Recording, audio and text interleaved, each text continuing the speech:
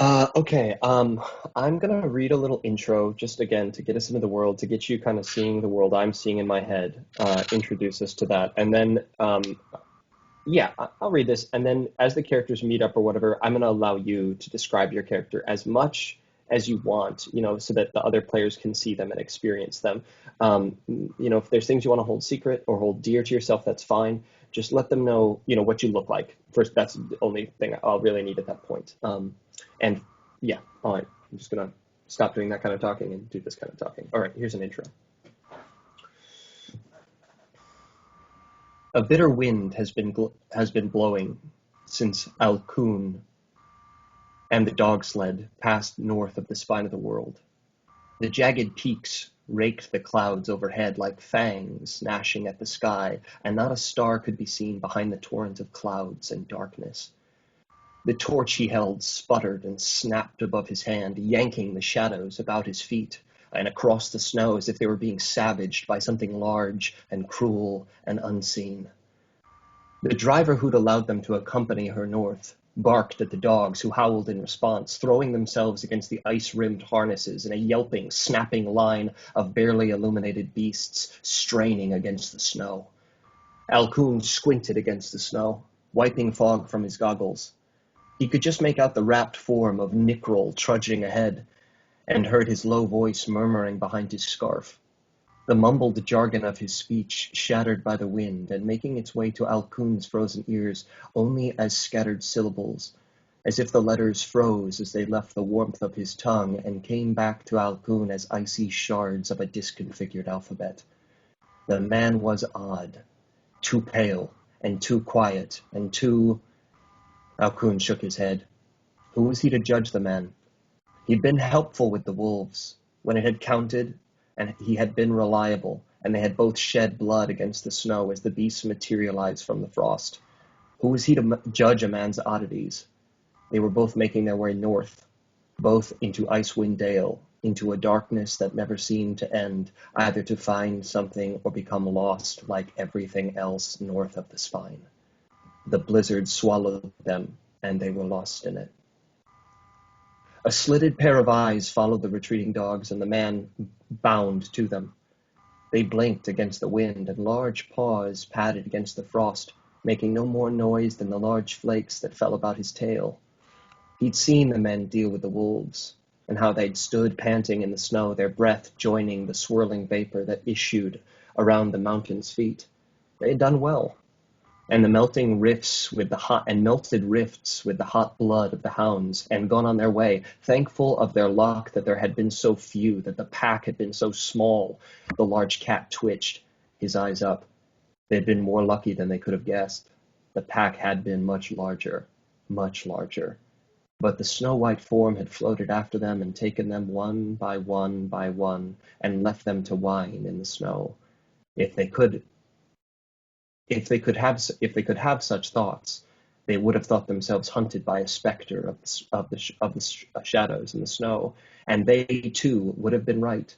The large cat sniffed the wind and stepped into a sudden gust, vanishing into the tundra with no more noise than a ghost. He too had been a stranger to Bremen, to Icewind Dale, to 10 towns, to all of it. But in the last day, he'd been the center of attention, welcome or otherwise. Customers from the Stones Tavern had come to shake his hand and laud the fish, shouting such things as, "If only we had more of the trout. Ooh, we could rival Bryn Shander's best chef with this." And, "Who brought such spice? Never tasted anything of the kind. Does wonders to the simple dish."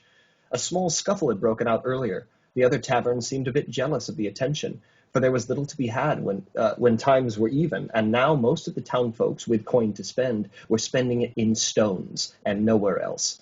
The smell of trout, steeped in, sautéed with, or fried alongside the spices he'd provided, filled the tavern, and for the first time since Hatto had been there, he felt warm. The presence of bodies, the small fire crackling in the stone hearth, and the hot breath of the fishermen made the ramshackle tavern almost stifling. He was out of sorts here. He knew that.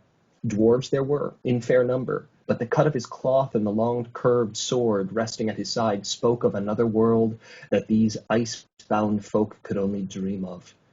A nearby window rattled, and the wind threw it open in an icy gust. Brother Stone, the bartender, wiping his large hand on his apron, bustled over to close it, but not before Hato caught a glimpse of a dog sled coming into town, driven by a hunched old woman brandishing a whip, and two strangers jogging to keep up. It was odd for people to come here, to the outskirts of the world, to the outskirts of 10 towns for that matter. Hato had been here long enough to know that much. One looked too pale, his eyes bright beneath his hood. The other bearded and looking weathered as a sea-blasted tree. Hato stood to see more, his curiosity aroused, though even he couldn't say why. But Brother Stone snapped it shut and asked him if he needed a beer. All right, and we're going to start in Bremen. Oh, I love starting off a game with Casey. I think we can start from almost any angle, which is kind of what I like about this. I think the two of you, Alkun and Nickrel, I think that both of you have just entered by dog sled. You're with a woman named Hlyn Trollbane, who has agreed to bring you up there. What the deal was exactly is really up to you. I think that you paid some coin to travel with Hlyn Trollbane up this far. She has a team of dogs that are hers. She took you on as passengers to kind of carry your equipment. Sometimes you on the sled when you needed to rest. It's always better to travel as a group, she said when you picked her up.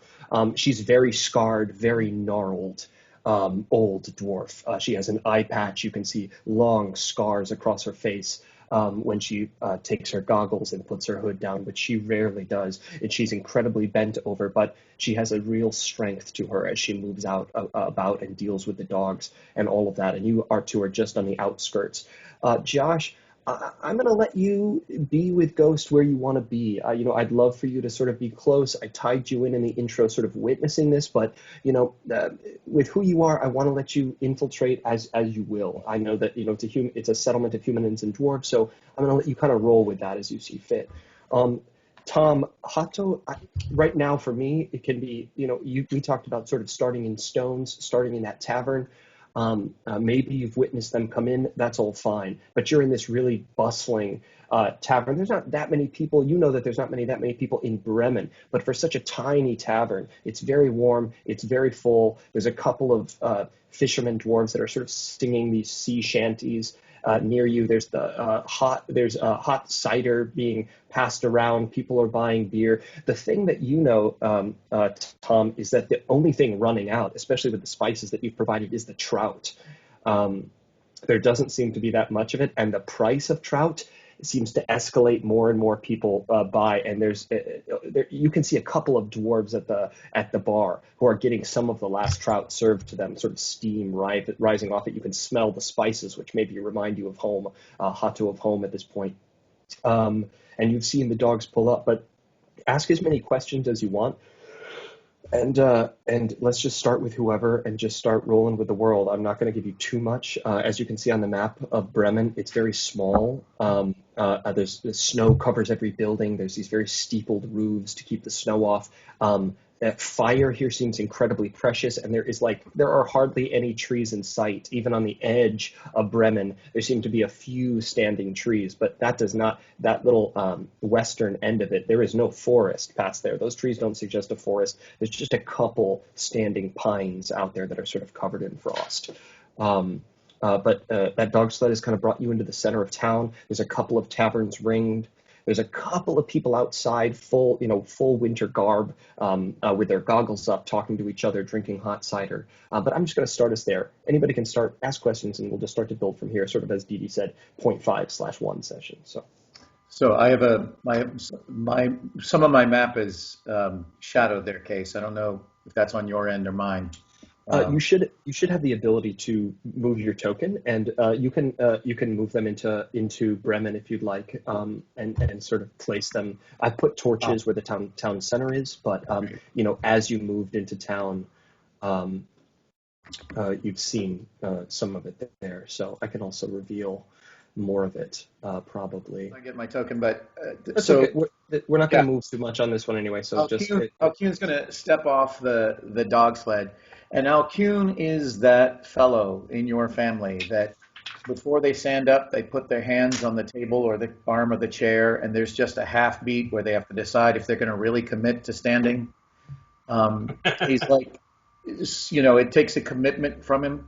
He's got a bum leg when he walks, and when you look at his armor, it's like an old carpenter's hammer. So it is well worn and used, but it is also well kept. It's not flashy or shiny, but it is well kept.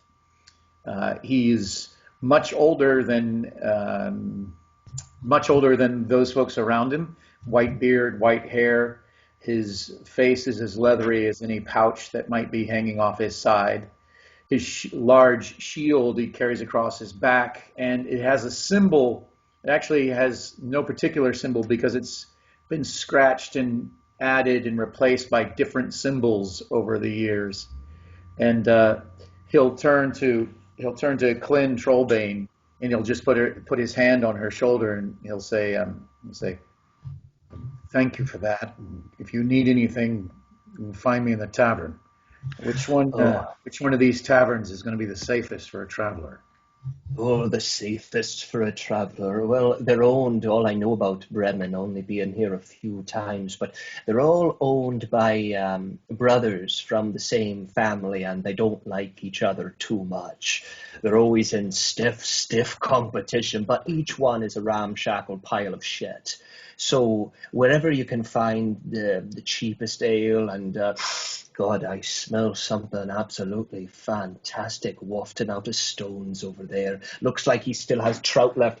As she moves, you can see her sort of slap her mittens together and knock off some of the frost as she sort of shrugs her way off of the sled. It looks like she was almost frozen to it by the blasting of the wind as she sort of cracks open her hands and the frost rime sort of cracks on her mittens as she steps off.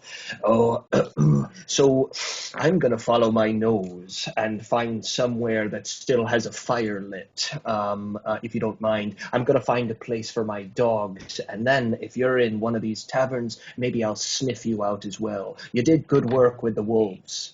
You and Alcune, she points at you. You as well.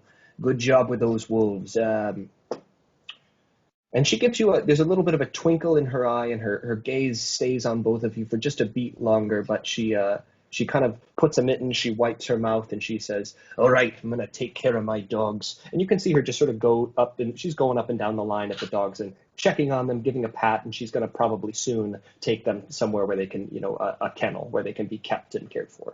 So Alcune is in a loss of faith, and he doesn't find himself praying much anymore. But the few prayers he does have are for the workers of the world, the farmers, the builders, the stonemasons, the fishermen, the people who actually work and suffer the most. And as she walks away, he'll say whatever prayer comes to him just as a blessing to her.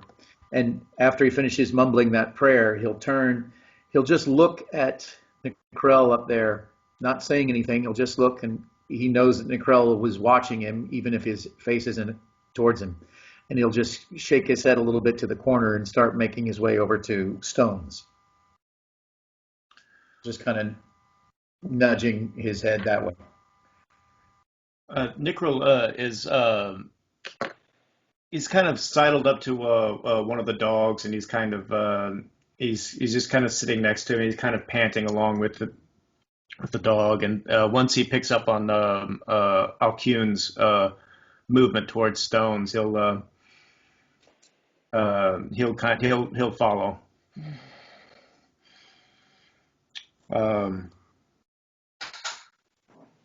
So when they walk together, Alcune is always, when he walks and speaks around Nickrell, just over the last few days that they've been together, he's always walking forward. He'll never turn to Nickrell, and he doesn't have to make eye contact to speak with him. And when he walks, he always knows that Nickrell is somewhere around him. But Alcune will never ask him to be at his side. He's just going to walk forward knowing that Nickrell is going to be somewhere in that area. Yeah, and that's something that kind of happened over time. As much as you can't really tell if you're like looking from the outside, Nickrel is very intuitive in his own way, and fairly attuned to your change of mood and things of that nature. He's very intuitive when it comes to that. And as annoying as he can be at times, when it's important, he can be very present in that way. You'll also notice at times when I think that particularly early on, when he was getting particularly distracting or annoying or whatever, if you ever barked at him, uh, he would stop and he just would kind of look at you with this empty sort of stare, which I think early on you kind of mistook for sadness, for being chastened, but it wasn't actually that. He was actually kind of dropping within himself and maybe even somewhere else. It's sort of his way of processing, in a way, which I think you probably picked up on eventually. Sometimes he just has to drop out in order to process information. As Flynn moves down the dogs and you're there, um, Nickrel, Flynn sort of stops near you. She's petting a dog just behind you, and she looks at you maybe just right before you start to follow. Um, It's good that you have affinity with animals out here, that's for sure. I'm glad my dogs took a liking to you. If you ever want to visit them in the kennel, I'm sure they'd be happy to see you. And I'm always needing a deaf hand to run a sleigh or a sledge, so seek me out if you want to run a dog route. You're very good with the animals. I could use one like you. You're quiet and I must say a little odd, but that's most of the folk up here are a bit odd. But if you Oh ever yes, need yes, yes, yes, yes. It is odd. It is odd. Yes, yes, yes, yeah. Yeah.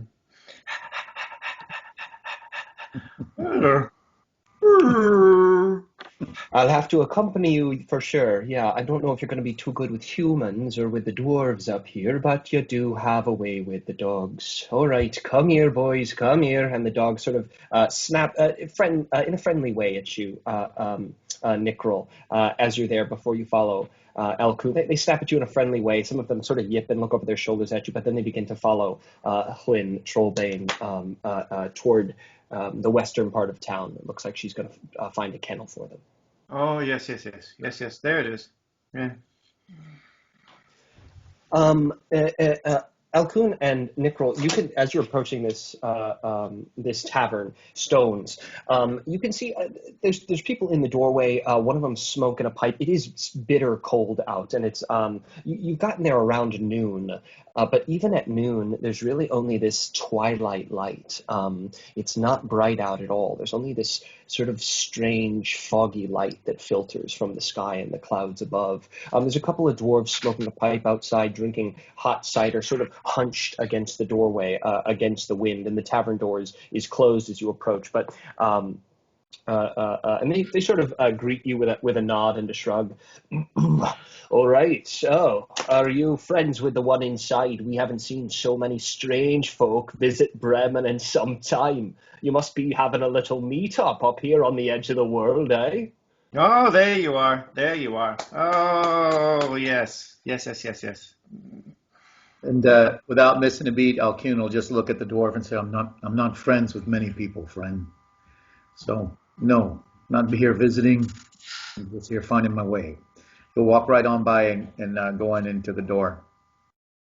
Okay, great. They give you a bit of a weird look, Nickrel. Their eyes kind of flash back and forth between each other, but maybe plenty of folks, strange folk, pass this way because they give you a look or two, a glance of curiosity or suspicion, and then you are already on your way through the door. A blast of this warm air hits you, Alcoon, and Nickrel, as you pass inside, and the place is very small, very ramshackle, but it's packed. You can see almost all dwarves and men inside here, crammed up against each other, against the bar bar, drinking ale and mead and cider. The smell of fish and trout is just wafting to you incredibly strongly at this point.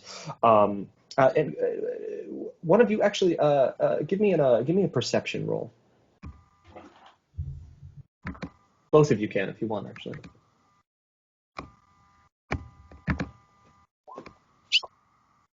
God damn.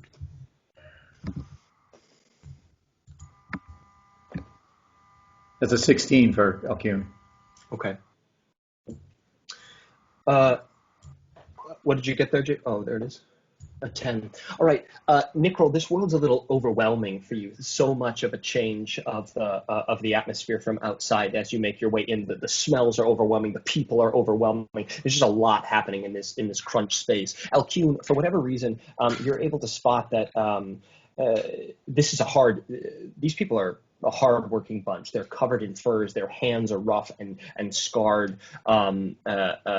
They're almost all just dwarves and humans in here. There's a very large, good-looking male bartender with kind of this chiseled face with an apron standing behind the bar, and he's talking to a dwarven customer. There's no more. There's simply no more trout. I don't have any more. If you want more, you go out on the lake.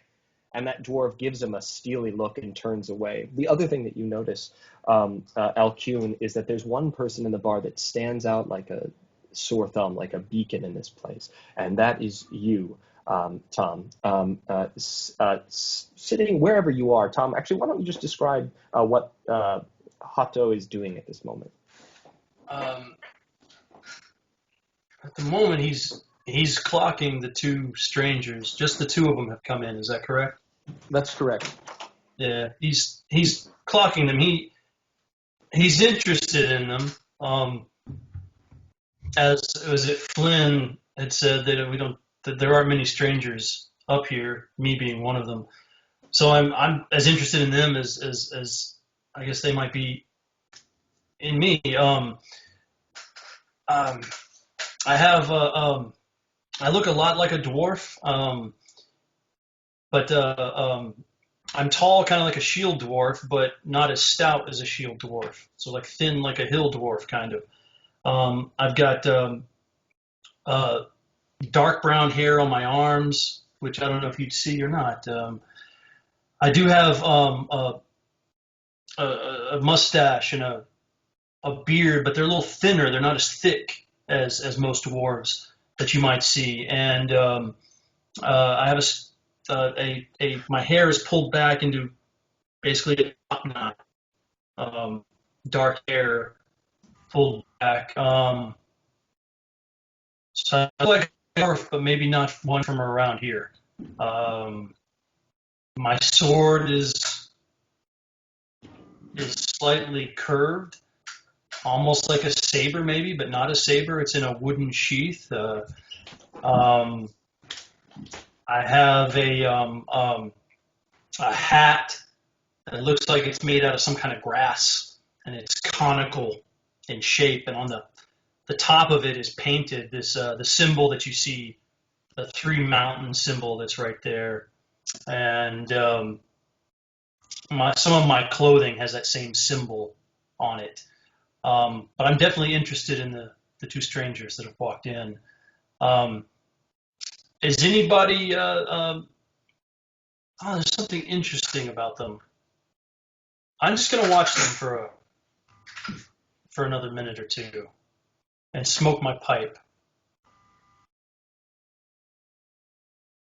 A little Alcune, you note this this dwarfish person in the tavern. Another wisp of smoke curls up from the pipe here, and then you catch them on and off, but they're almost lost in the hubbub. Again, it's a very small tavern. People sort of jostling and pushing, and you can tell that there's a bit of a dampening mood running through this crowd. As a couple more of the dwarves are up at the bar, they're asking about the trout. A couple more push through the door, and the bartender, you can see, is a little more flustered behind the bar.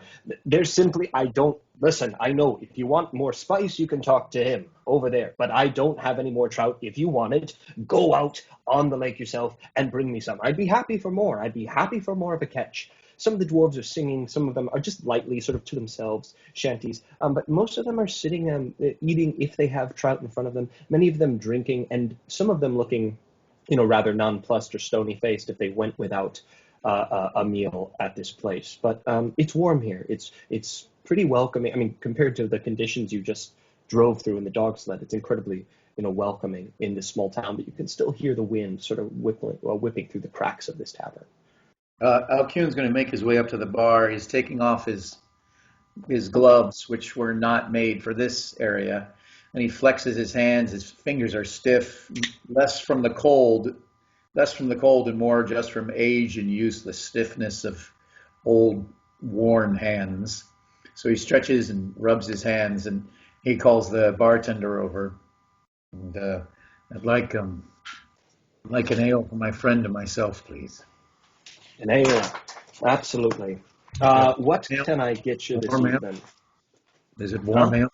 You have warm ale? I can get you warm ale. I can get you a cider as well. Yeah, we've got the gnarl root. 2 ciders. 2 of the ciders, absolutely. Yep, right in front of you here. Okay, I'll get you the bitterbuck. Absolutely fantastic. What's the situation with the trout?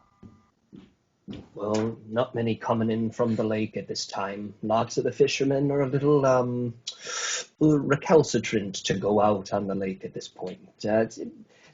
Some people are having accidents out there, hitting some of the ice, some of the barges. The fishermen are spooked. And he says this in a real low voice, kind of giving you big eyes, as if you can tell immediately that he knows and fishermen are a superstitious lot. So he kind of leans into you. One boat goes down, struck the ice, cracked, sinks out there, and suddenly everyone's kind of afraid to go out on the water. But it's one of the only ways we get food around here. The occasional hare, sometimes the reindeer will wander far enough south for us, but trout's how we get our food. So until, it'll pass, I'm sure. Until a week passes or whatever, they'll be hungry enough to go out on the skiffs and get some more of the knucklehead. Well, I've done some fishing in my time. I've worked a ship or 2. What are you paying for a haul of trout?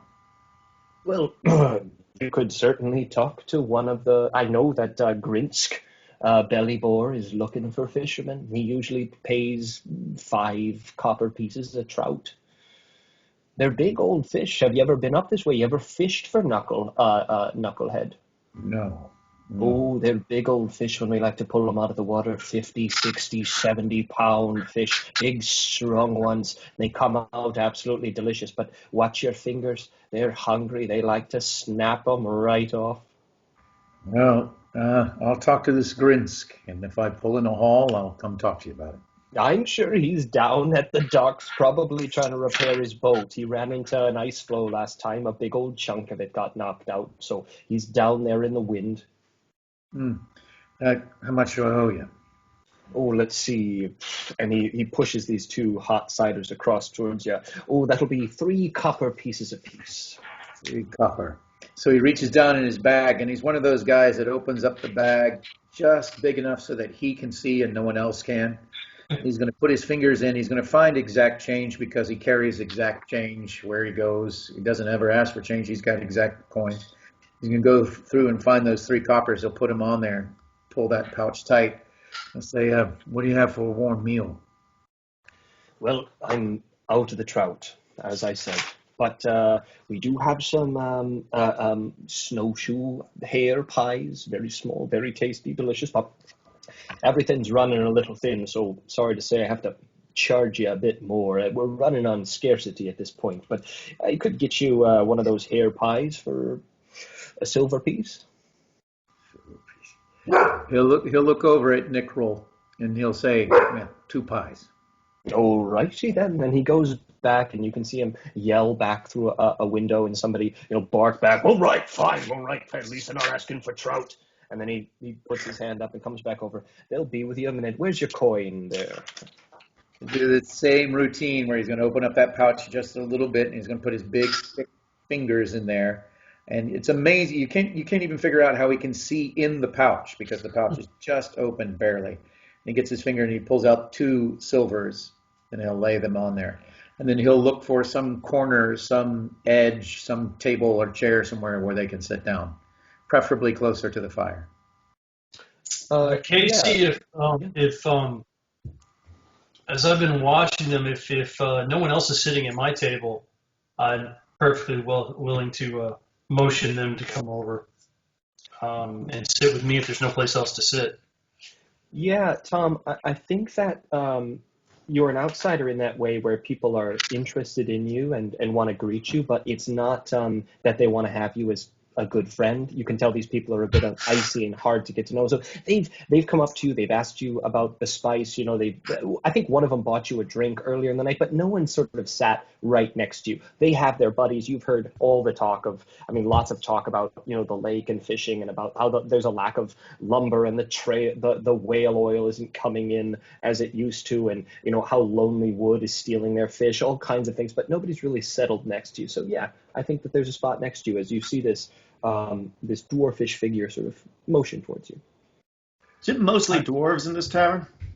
I would say it's about half and half. There's a lot of humans, a lot of dwarves, but there's really no other of the species in this tavern at this point. It looks to be almost exclusively those two. Okay.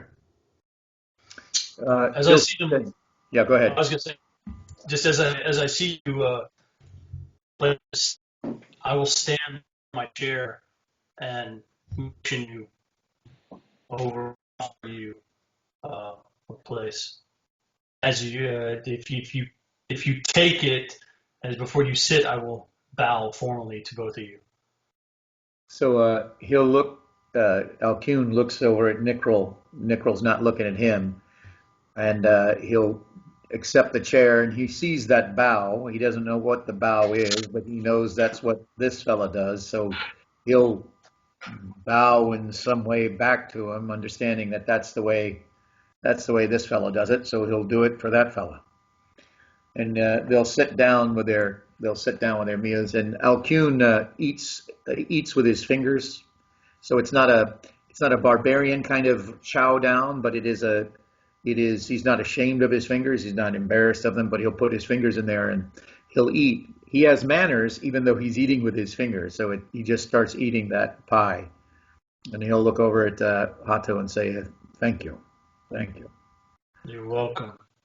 Like, what is Casey? How good are these pies? In my experience, Casey, your mic. your mic. So Thank you.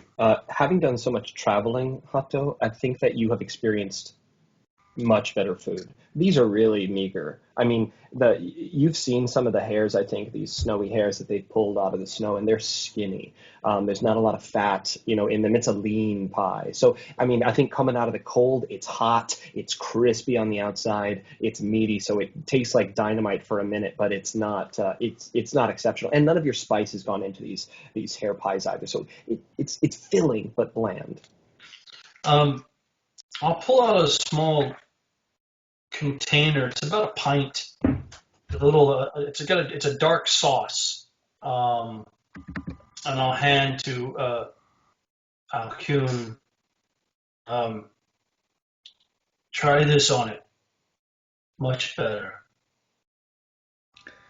Alcune will just Small amount. he'll just give it a sniff, and he's the kind of fella that will eat mostly the same food every day. He's not an experimental eater, and bread, meat. That's the kind of thing that's all he needs. So this is really something extravagant for him. Not new. Certainly he knows what spices are, but you know he'll just raise an eyebrow, and more out of a thank you for the chair, he'll take a little bit of it. He'll put it on his pie. So it's got a kind of a salty smell to it when you smell it. And Yeah. he'll motion to Nickrel as if to ask, may he have some? Nigrel has been taking this whole time to kind of unwrap some of his warm stuff. He does it very slowly and very deliberately, and he hasn't even looked up yet at the room. Really, he's been just very much preoccupied with unwrapping and brushing the snow, just turning to water off of him. So he's very much in his own little unwrapping world right now. Alcune, it tastes, I think as you take a bite of this pie, it tastes unlike maybe anything you've had before, as well as just this strange, spicy saltiness to it. It's not from anywhere on the Sword Coast. You think, as far as you've tasted, you've traveled quite a bit yourself, and maybe looking at the stranger, there's some otherworldly aspects about this stranger as well. They might have traveled some distance to get here. Um, Is it good?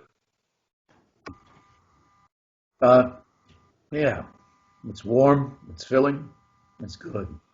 I like your spice. Nice. Where'd you get this? Where does it come from? Shalom. Shalom. Well, I'm sorry to say I've never heard of it. I don't travel very much. This is the furthest I've ever been from my farm village, so Shalom. Where is that? It's in the Far East. You heard of Karatur? I've heard of the East. That's about it. I traveled very far myself. This is the furthest I've ever been from home. Very far. Very cold. What brings you out this far? I am waiting for a sign. And you? I spent most of my life waiting for a sign. Gave up on it. Thought I'd just go look for one. What brings him here? Alcune's going to keep on eating. He's never embarrassed by a silence in the conversation. He's never obligated to keep talking. He's just going to keep eating and speak when he speaks and listen when someone else speaks. But he's just going to keep on eating that pie. I think it's a bit of a weird table. I think there's someone who's traveled quite a ways to get here. There's this person who's unafraid of the silence and eats this pie with this offering. And then there's Nickrel, who hasn't looked up and is slowly unwrapping this garb. I think even for you, Hato, who've traveled so much, this is an odd bunch. I mean, even the dwarves and the humans who work here are working folk. They're straightforward. They're not overly friendly, but they're friendly and welcoming in their own way. They go about their business and their work and their greeting. But there's something truly odd about both of these. I kind of want to jump to you, Josh. And I don't think you don't have to be in the tavern. You can be. Why don't you pick somewhere in Bryn Shander or on the not Bryn Shander, different town entirely, or Bremen, on the outskirts or inside of town. And I'm going to pick up with you, but you can kind of just tell me where you want to be, and I'll jump in. I would like to point out that you just said Brimshander. You said Brimshander. I just want to point that out. How many Doesn't people exist. have a slip of the tongue in the It's not a slip of place. After watching the sled reach Bremen, I returned to the corpses of those wolves and marvel at the waste. And I would like to skin the wolves as much as I can and harvest as much of the haunches of the meat as I can.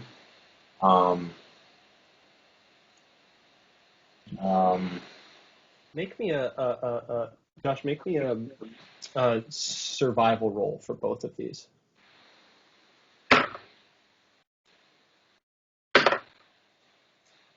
So that'll be an 8 for the skinning of these animals. They weren't hunted; they were slaughtered. So Yeah. the skins are difficult to keep together. So I just get bits and pieces. Yeah, I think as you go apart, there are pieces and patches that might be useful for small items, if you want to. But they were slashed and cut in the fight, and as you're skinning them, you realize that these, as far as full pelts go, I mean, they're very, very cut and damaged. So maybe small pieces of them are salvageable for things, but the pelt is mostly ruined. So then I take a good. I have a 19 for the haunches of meat that I'd like to take.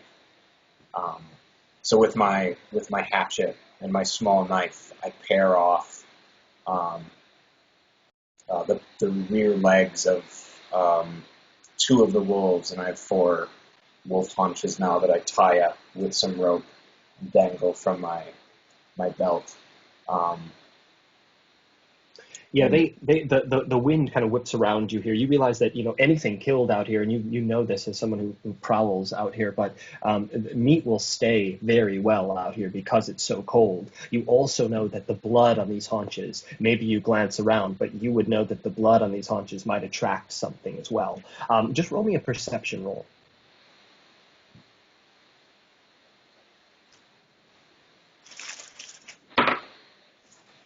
That's a 10. A 10. All right. The snow sort of is a little bit blinding here. It passes your eyes, and as you glance about, you know that all kinds of things prowl the snow, but you get no indication at all that anything might be out here watching. But you do know that once things die out here, before they're frozen, usually things quickly descend on them so that they can eat them. But you see nothing. Great. Then I would like to press on towards Bremen, and I couldn't find any trout on my journey to my fishing holes. I'm hoping to make a couple copper with these wolf haunches now at the butcher. Cool. As you approach town, Ghost, making your way across the snow, sort of padding that direction, you can see Bremen out in front of you. You know that there's certainly a place to sell the meat, maybe scraps of the hide that you manage. You can see that as you're looking at the river which leads out to the large lake, Mare Duldan, you can see that this section of the river and lake is totally frozen over. A lot of the boats, you can see skid marks where the boats have actually been pulled north up Mare Duldan, where there's actually open water, which you can sort of see through the snow, which is bustling around you at this time. You can see a couple of fishermen out on the docks, and as you're sort of passing one of the docks, and an older dwarf looks up at you, sort of bleary-eyed, his eyes very red. Oh, all right. Oh, a large. Oh, I know you. I've seen you in the hills. Oh, yeah. Kitty cat. You bet I think you can catch some fish for me, can't you? Listen,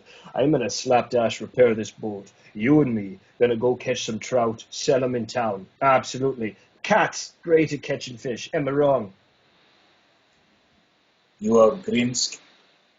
Oh, yeah. That's my name. How you know my name, stranger? We have done business before. Oh, have we?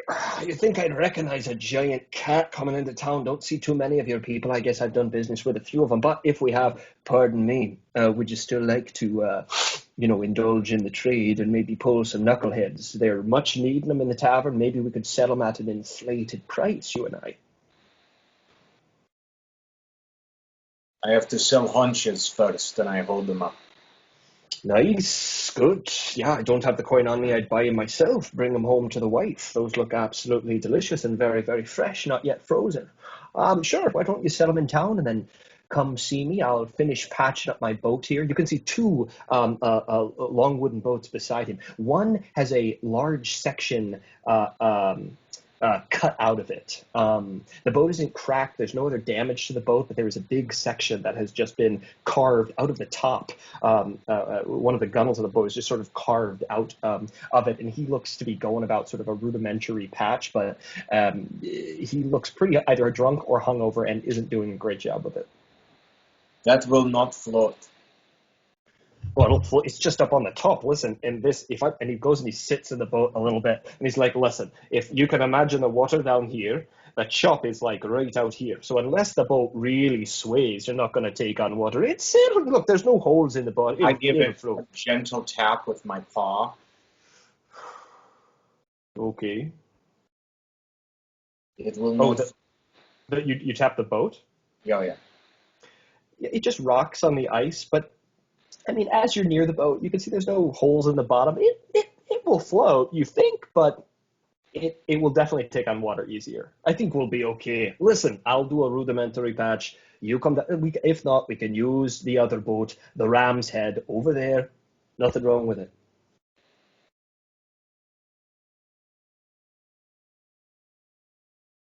Let me see who is in town to do this job. Oh yeah, that'd be great if you could bring back a group to pull trout out that, and that way I don't even have to go myself. I'm a little on edge, so why don't you find some fishermen, some folk, take them out on the boat. I'll wait here, weigh out the hangover. You can sell the fish to me. I'll sell them in town. It's good for everybody. I'll be a middleman. You can have my boat. I won't even have to rent them to you. You can just take them out there. I will not take this boat. I will All right, take fine. that boat. I get it. You don't want this boat. It's you're scared. Whatever. You're a cat scared of water. Take the other one. Take the. I will find fuel to help. Great. All Sell right. Come most back. first.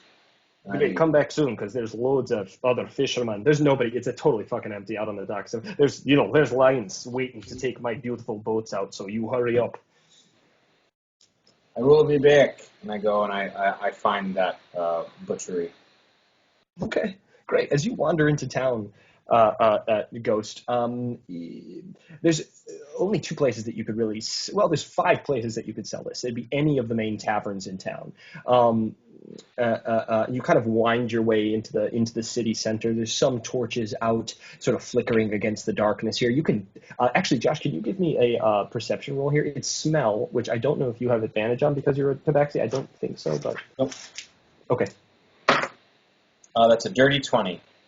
Ooh, all right. So, I think immediately as you step into town, at first there's like this placebo effect almost of him mentioning trout and knucklehead. You've tasted it before, and as soon as you're going into town, you can almost taste it, and you're like, oh, I can smell it. I can smell the trout, and soon enough, you're in like a waft of it. It's coming from one of these taverns, strong, this delicious sort of extra spiced trout. I imagine your cat nose just a little bit up in the air, even subconsciously, just sort of pulling you in. But as you get toward the center of town, you can see that a couple of the taverns are dark, and one of them looks to be pretty busy.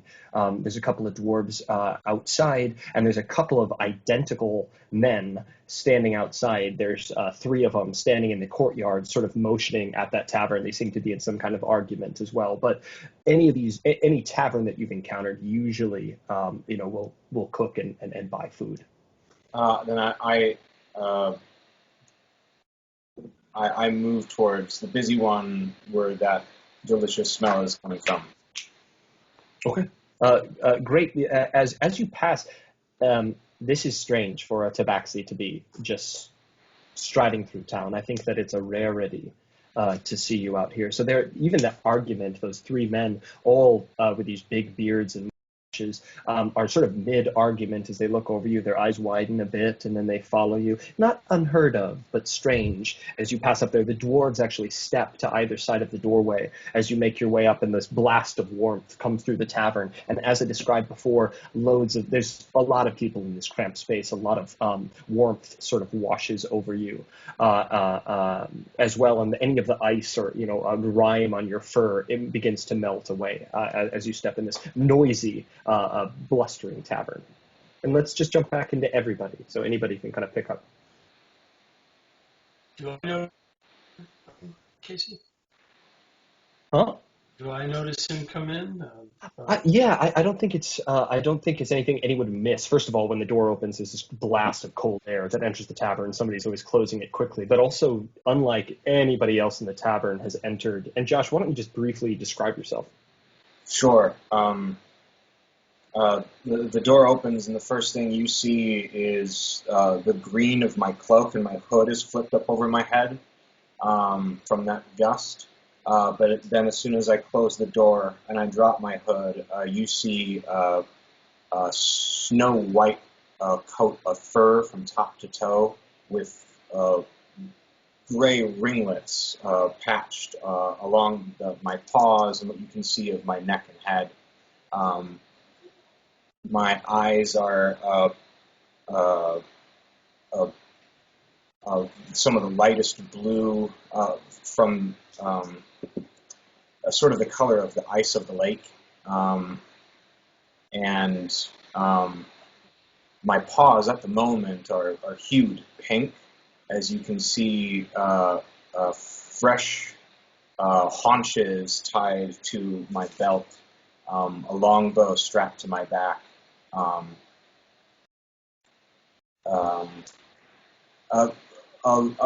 fairly well-built creature.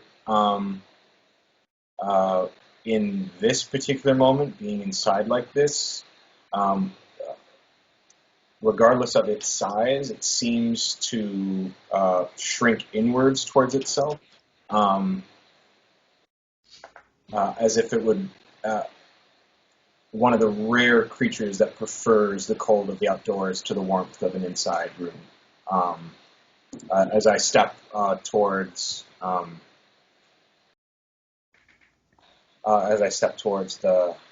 bar.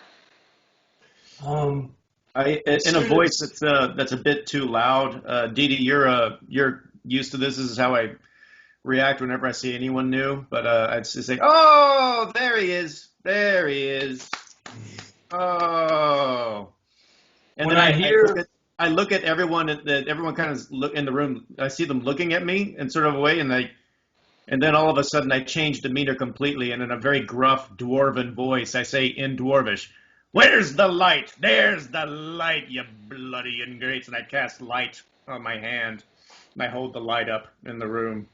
I think there's an immediate, there's like a knee-jerk reaction from the people in the room as this hand gets raised and this dwarven almost voice speaks out. Many of the dwarves look over, the humans look over, and when this light spell sort of clicks in, people press themselves against the bar, people press themselves against the tables about you. You can see a few of the dwarves sort of reach down under cloaks, and the bartender raises his hand. Again, the same black mustache and huge beard as the men outside, and he goes, "Whoa, whoa, whoa, all right, everybody stay calm, everybody stay calm. Why don't you just, it's pleasant and nice, you can either set it down or put it out." And I have like a very pleasant smile on my face. Like I feel like I've done exactly what was expected of me. Listen there, you, his friend, one of you at the table with him, it's fine why don't you just set it down or leave it down? You know, we're not too used to such things. You can tell there's just like a ripple of looks going between people. Since you've entered the bar, people have been kind of, friendly. They're working folk and straightforward, but there's a real suspicion floating through the eyes in the room, for sure, as they sort of back. Yeah, Tom? Casey, I'm completely mesmerized by what Nickrel just did. And with that extra light, I see this large cat as well at the same time. I stand up very quickly, thrust my chair back. The chair probably gets knocked over, gets pushed back. I look from Nickrel to the large cat. I yell, "Watuji! Watuji! It's you! Watuji?" I just stare amazed at this creature that I've heard of from back home, this specific person named Watuji.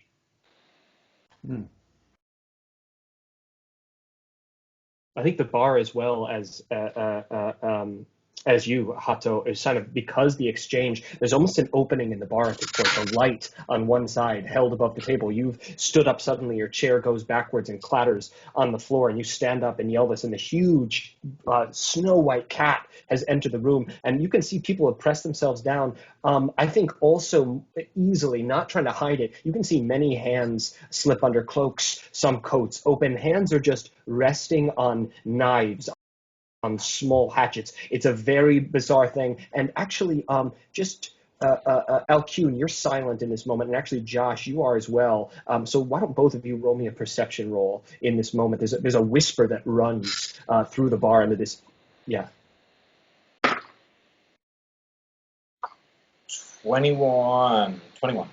Okay, I think both of you pick this up, Alcune and Ghost. In this moment, from the bar all the way around through the tables, you can hear dwarves, one of them very distinctly, and then it's picked up around, "Servants of the maiden, to be sure. That one with magic and the creature down, out of the snows, out of the slopes.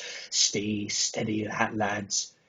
Hands on your hilts and be ready for him. She could come through the door at any moment. And the door behind you, one of them is actually holding it open, Ghost, as if, to just keep a passage open to the outside, not issuing you to leave, but just so that there's either an escape or to issue you through. But there's a real tension. Alcune and Ghost, you become really aware now of hands firmly upon these things, and this strange light sort of blossoms in the room, even almost seeming to dim the fire behind it. Seeing Hato stand up, I've mistaken completely what's going on.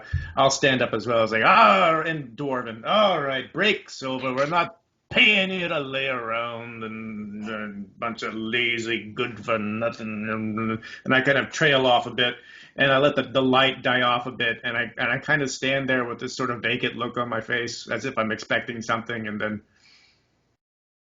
I look at what I think is with Tuji and say, is this the sign?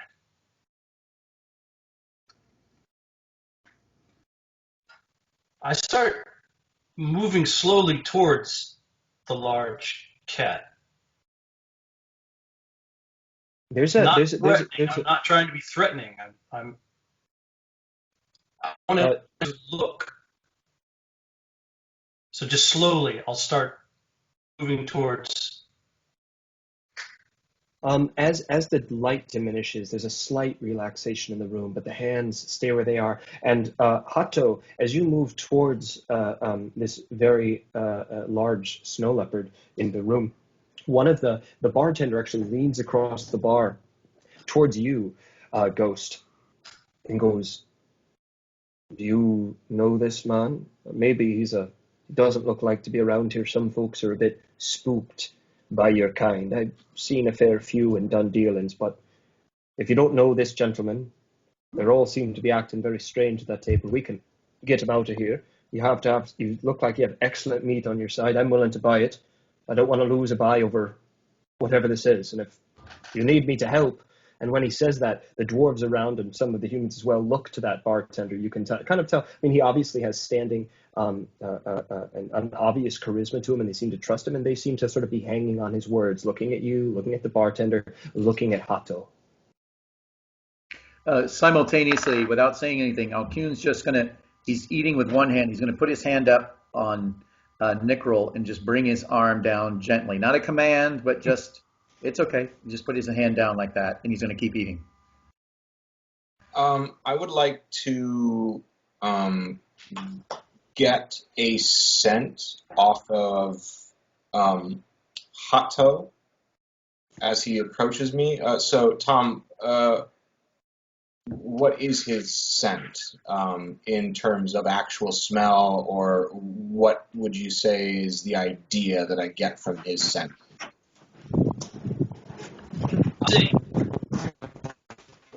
Just general, a really clean dwarf, like a dwarf cleaner than any dwarf, much better kept than I guess any dwarf you maybe have ever run across. He's not just under his cloak and stuff. He takes care of himself. He's not particularly disheveled, or he tries very hard not to be. So there may be there's probably even maybe some oil in his hair and perhaps in his beard too. As far as his demeanor coming towards you, he's got his sword in hand, but he's got it by the sheath, the scabbard. He's not got his hand on his hilt to draw anything or anything like that. He seems very wide-eyed and focused on you, very curious, like a very curious sort of focus. No, he is no problem. They are no problem. I sell you meat. I'll gladly take it. I could we could have pies out of those, or all kinds of things. I'd love to throw them in a stew or a soup as well. How much are you trying to sell those for, my friend? I'd like to sell by pound. All right. Let's see. You've got. He kind of puts out his hand and he weighs it in his hand. And let's say you've taken four of these legs, these back haunches. On a wolf, let's say each of these are 15 pounds or so. Listen, why don't we simplify it? I'll buy each haunch from you for. Let's see. I can go silver right now with price maybe on each pie. So I'll offer you 3 silver pieces. 5, Four, and we have a deal. 4. Great. He reaches his hand over to you, grabs them, shakes them. As you put them down, he sort of is inspecting them as he reaches down into a sort of a purse that's latched on his back. He pops it open on his, hanging from his belt, and he pushes those 4 silver across the bar at you. Excellent. Well, at any time you want to do service like this, listen, we could certainly do with more. Either people would love Knucklehead, but if you could bring in a reindeer or deer, fantastic. We could certainly do a brisker trade. I would love that. But I'm going to haul these back to the kitchen, and Hato, he gives you a glance. I'm glad you two are okay. Old friends, maybe. And he grabs the haunches and sort of moves them back toward the kitchen. My tail comes around me, and it's gripping a purse, and I grab the 4 silver, and then I add it to my purse, and then my tail disappears back under my cloak, and so does my purse. Dope. And right before he leaves, as he's sort of going to the bar, he puts all of the haunches into his left arm, and he goes, maybe a hot cider, just for the business, and maybe a promise of more. What do you say to that? And he's already sort of pouring one out of a keg, steaming hot, and he pushes it across the bar towards you. Oh, drink that right up, heat the cockles of your heart. And he heads back to the kitchen. I take out a flask. I empty it of its original contents, and I sloppily pour the hot cider into my flask. Gotcha. Some of it spills on the counter, sort of around, but it's hot and it's steaming. It smells delicious too. It smells like some sort of pear or crispy apple cider. But you think maybe a pear, which is a little bit rare up here. As I screw it closed, my back to you, Hato. You call me not my name.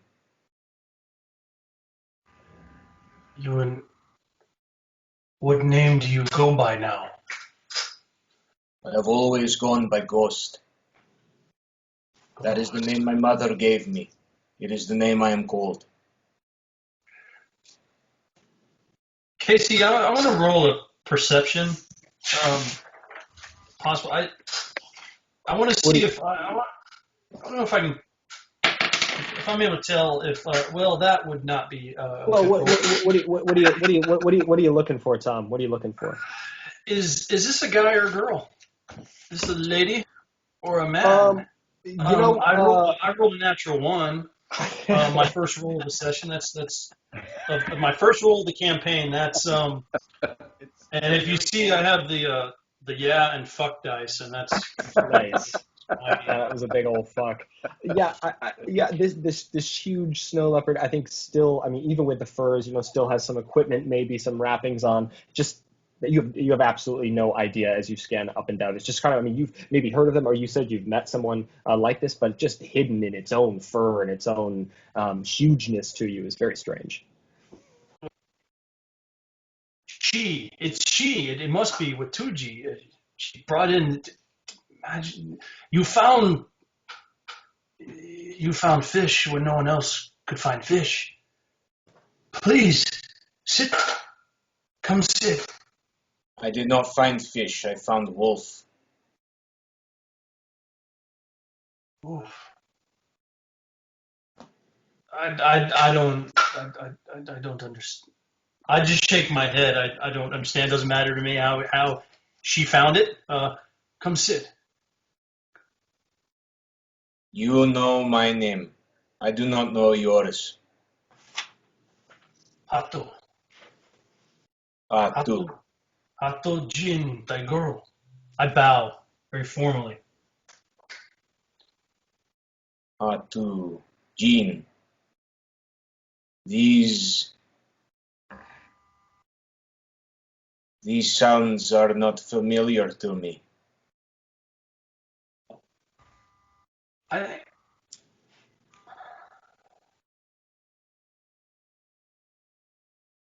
You don't sound like home. No matter. Come sit. I whisper as quietly as I can. Do not change shape here. It might scare them. Come sit. Come sit.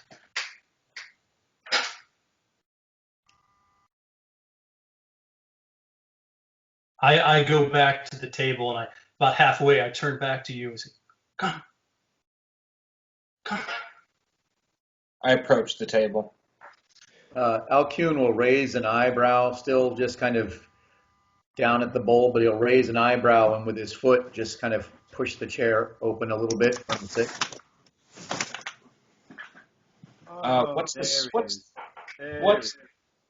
What's the scent that I get from Alcune and Nicriel? Nicriel, the scent. What do you mean? What kind of scent? In the same sense that as I was trying to discern who Hato was, in terms of an actual smell, and even if it's a broad idea, as you were describing yourselves as an essence of DE, you take the time, right? So an actual smell, or even an idea of who you are. I want to know a scent. Yeah. Yes, Josh, why don't you give me an insight roll for these rather than a perception? When it's used in this way, it'll be an insight roll, to try to sort of pick that up from a person. Great. Not great for either, but I'll take the higher one. I'll take a 12 off of Alcune, and then I'll take my 8 off of Nicriel. You can smell sawdust, you smell fish, you smell earth, and you smell blood. So nothing fancy, nothing man-made, but it is someone who works. It's the smell of outdoor work, either of the land or of the forest or of the sea. But you smell labor. Cool. Yeah, I'm gonna just add one thing onto that, Alcune. I think for you, one thing that Josh picks up in this is that scent of blood rings of something else. The same scent that iron of blood, but it's strong on this person, as if they've been steeped in it, as if it might not be on the person at the time, but there's an inescapable sort of sinking in of the scent about this person. Right. Yeah. And the lower roll went to Nicriel, correct? So Yes. JP, you can kind of give him as little as you want here, to be honest, because I think both you're hard to read and the insight wasn't that high. So I think that he smells, on the surface, he smells very strong of dog.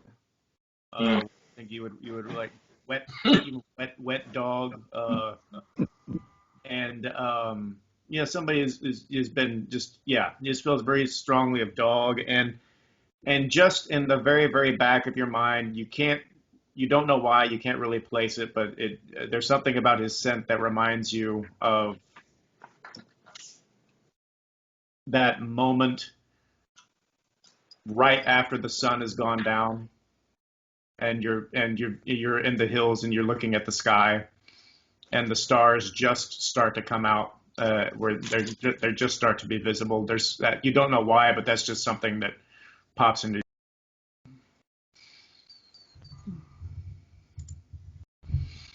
all of you, there's a moment of this weird settling at the table. There's drink. There's the pies are probably finished at this point. They're not that big, as all of you are just at this table. I think that Alcune is maybe the most comfortable with it, but there is this weird beat of silence as all four of you are at this table. The rest of Bremen are locals, and it's sort of going about its business at this time. I think just as you settle into your chair, Ghost, the door once again, I mean, it's open and then shut very quickly, but this very thin dwarf no, sorry, not dwarf, elf, very thin elf, sort of sneaks through the crack in the door and closes it very quickly, shivering as they come in. They're clutching this big notebooks, these big tomes of books with all kinds of notes pouring out. You can see the bartender, Brother Stone, sort of lean across, and the elf just puts up a hand, and eyes kind of move around the tavern, and it settles on the table. And this elf, in a very nervous, small fashion, moves over to the table. Grinsk, hi. Grinsk said. There he is. There he is. Hi. Do I know you? And a small elven hand sort of goes out to shake yours, Nickrol. Oh, yes. Oh, there he is. I take him with both hands. Listen, this is terribly awkward. I don't remember you, but I'm glad we're getting off on friendly terms. Listen. I'm not from here, and Grinsk, in his drunken way, said that there were some strangers that were passing through town, and well, if you're strangers and I'm strangers, anyway, he grabs a stool from another table, sort of pardoning the guy. Oh, sorry, to a dwarf that was almost about to sit in it, and pulls it over. Yeah, it's anyway. Grinsk said all of you looked well. The big cat. He said you were well armed and also carrying wolf meat. And then I met someone else coming up here, a very old woman with her dogs, and she said some of you had handled some wolves really well. So I was wondering if you all would do me a favor, just a little favor, out on the lake. Do you need trout? Wait, there's that beautiful silence. I mean, none of us are talkers, and it's that beautiful silence of. I'll have to have a whole bunch of characters that are deeply eager for conversation.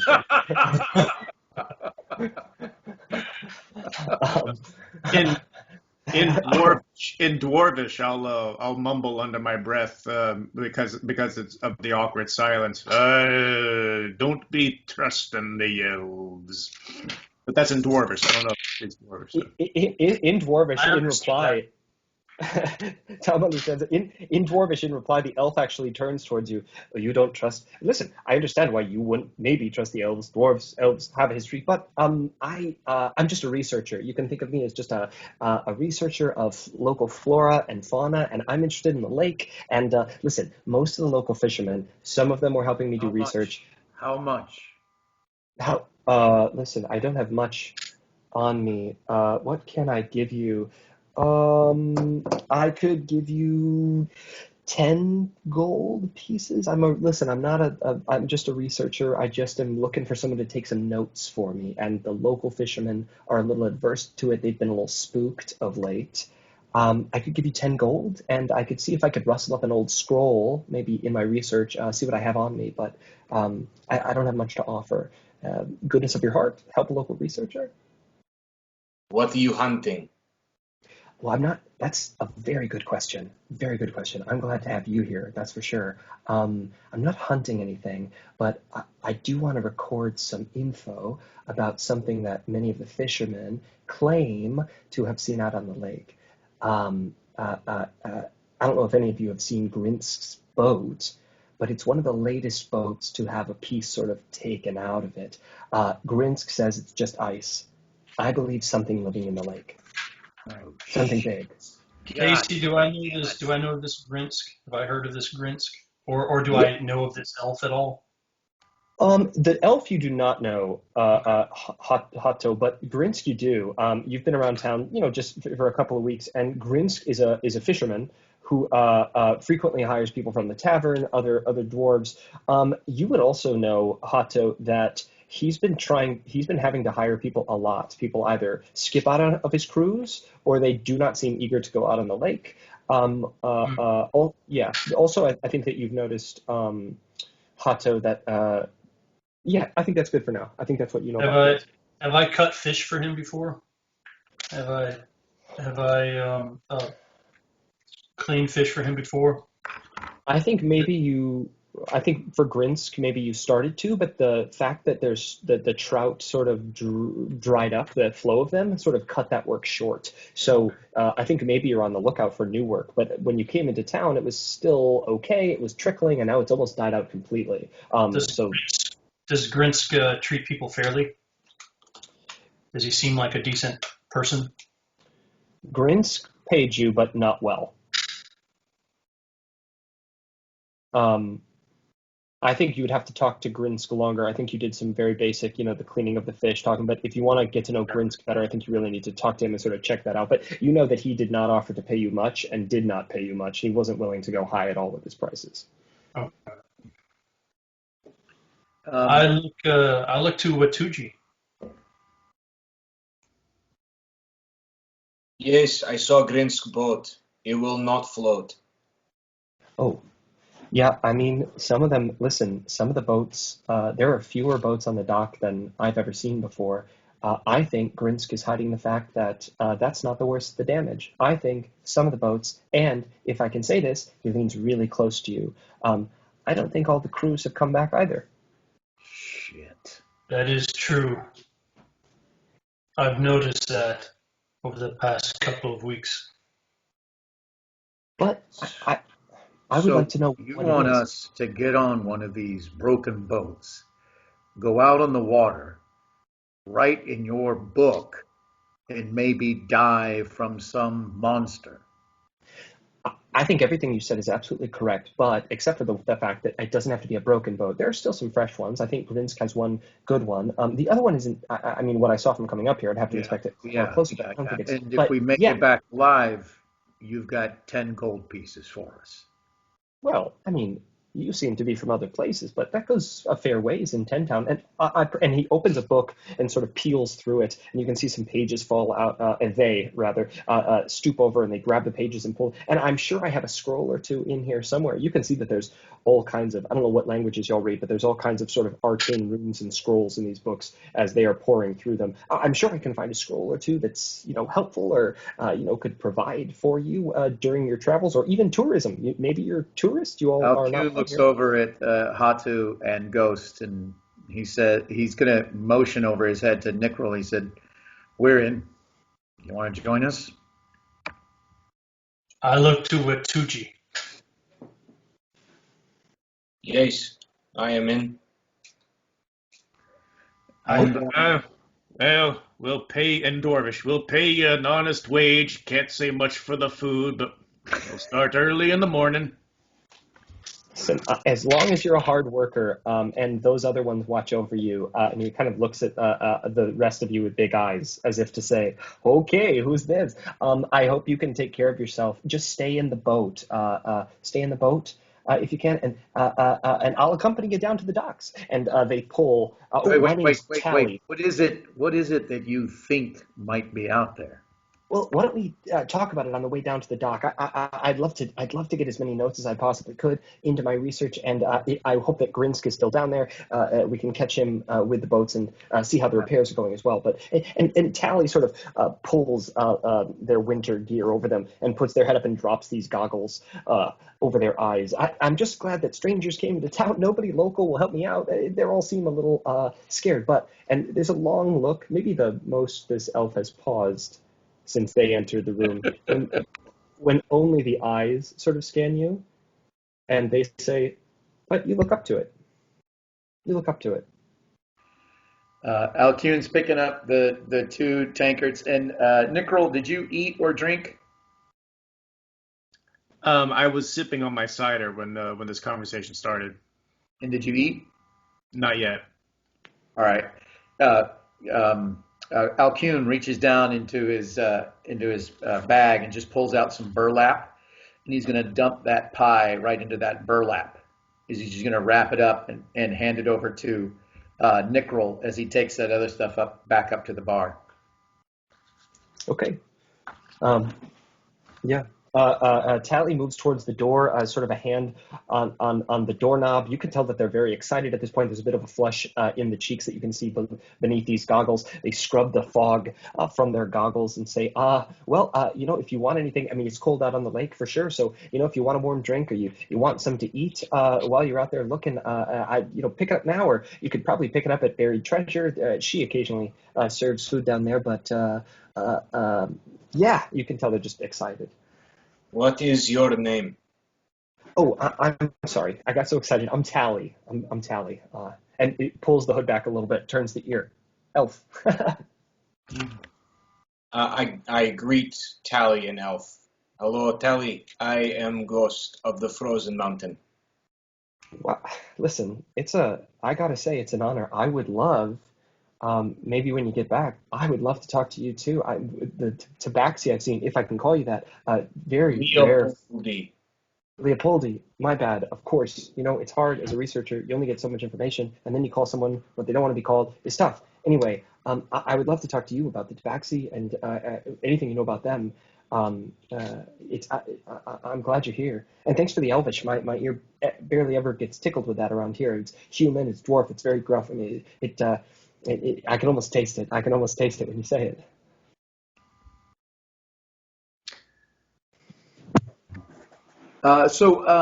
What is we've been on the dog sled for a couple of minutes, and we've been into town. What's the feeling about our existing?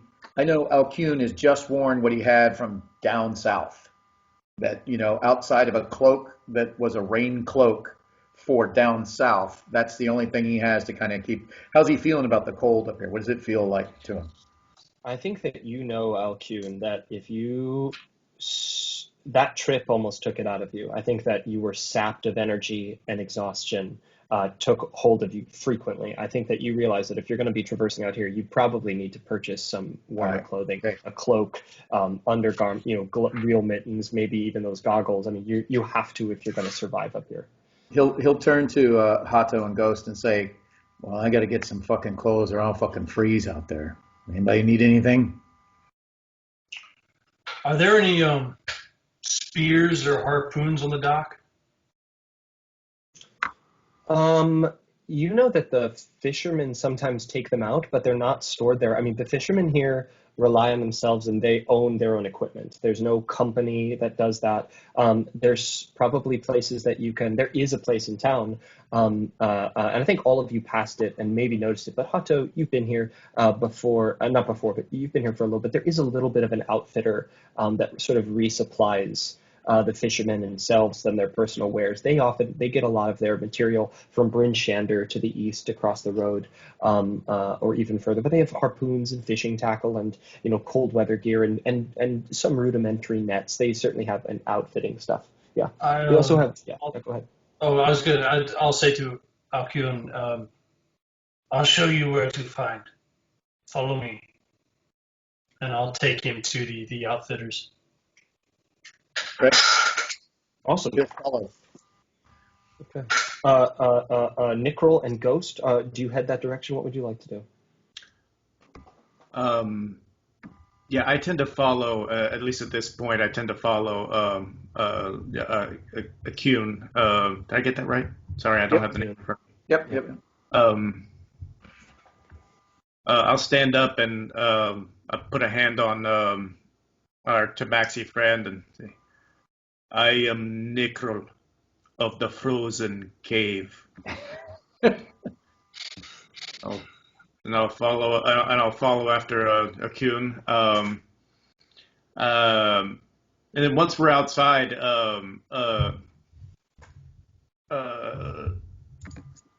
Acune, I'm gonna look you like dead in the eye, which I don't do very often, and I'll say in complete earnest, "Don't go venturing into the dark, laddie. All of my money and yours says not all of you is gonna come back." And I'll venture out into the cold. Alcune will just stand there when Nickrel walks by and says that, and as he walks away, Alcune will just, at this point in his life, the gods speak to him in the most inappropriate times in the craziest ways, and that was something from the gods. He's sure. So he'll just stand there and nod as his friend walks by. What is Nick Creel wearing?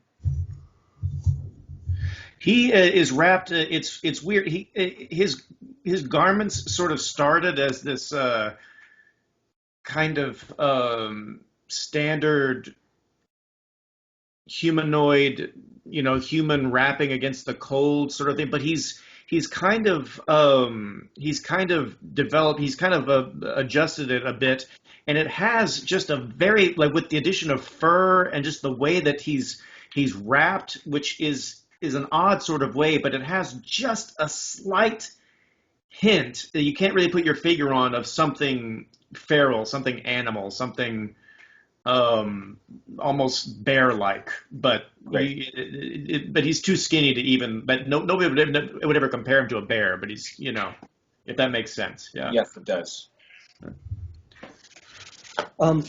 As all of you make your way out of the tavern, the cold of the place again, I think it's shocking to everyone but Ghost at this point, because just so ferocious. Also, it's probably 1:30 at this point, and that twilight light that was illuminating the sky, that shimmer, has died down to a bare light at all, and a deep darkness is beginning to set in, and it isn't even 2 p.m. yet. Alcune, I believe you're the only one with dark vision, and it is Without. Wait. Oh, without. Sorry, you're the only one without. Sorry. Without, yeah. Yeah, my bad. Alcune, everyone else, it's those gray tones begin to take over with your dark vision, and you'll be able to perceive. But again, with dark vision, and this is something in the game that I just want to emphasize, it does become harder to see. It's not clear when you have dark vision. The shades of gray really take over. And Alcune, it's getting so dark that really only the flicker of some torches on the buildings and the crunch of the snow sort of keep you on path. But I think that even in town, as this level of darkness begins to take over, it's being very difficult to see. You can probably only see about 10, 15 feet in front of you with this really diminished light. Hato, you're able to show them where the outfitter is, just on the outside of town, near the docks. And there is a woman, a human woman, standing outside. And she is not wearing a coat. She's actually just wearing this white dress. She doesn't have a hat on of any kind, and the wind is whipping her black hair against her face and to the side as she is staring north toward Mer Doldun, this lake. And frost and snow is already accumulating on her nose and across her hair as her eyes sort of move over to greet you. Oh, and it looks like she just either woke up from seeing you. She's certainly surprised. A little shudder runs over her body. Oh, and you can see her remember that she's cold. She puts her hands to her arms. Oh, I've been out much longer than I thought. Hi, yeah, we're, if you've come for, I assume that, why else would you come? And she puts a hand down and opens the door to this shack, basically, and she moves inside. You can see her rubbing her arms and sort of beginning to shake as now that she's entered. There's a small fire in the corner, and it's warm but not hot in this room, just enough to stave off the cold of this place as she moves into the room. Shaking. You can see that there's some harpoons on the wall. There's fishing tackle. There's nets. There's fish bones. There's some ornamental things, but most of it is pretty functionary. There's snowshoes hanging on the wall. And she says, what a strange bunch, to be sure. You're not from here, but what can I get you? It's you have to be prepared out here. That's on the fringes of the world. That's for sure. Excuse me, are you feeling all right? I'm sorry. I'm just I've been distracted. I didn't mean for you to catch me like that. I was just I was waiting. And anyway, I just got lost in thought, and I shouldn't stand out in the cold like that. Not without a coat, and she reaches over behind the counter and pulls a coat that's actually been near the fire. She pulls it on, a little bit of steam runs up her skin and out of the collar of her coat around her face and upwards. Oh, I had forgotten how long I was out there. I'm sorry. I didn't mean to greet customers that way. And coin. I don't have. Anyway, what can I get you? I'm so sorry. Can he do a perception check? It's along the lines of traumatic injury, kind of that kind of. He's seen it before. Soldiers on the field, that kind of lost time, shaky head. There's something about that is. So can he just put a hand on her shoulder and just look into her eyes for a second and just roll me an insight. Insight. Yes, please.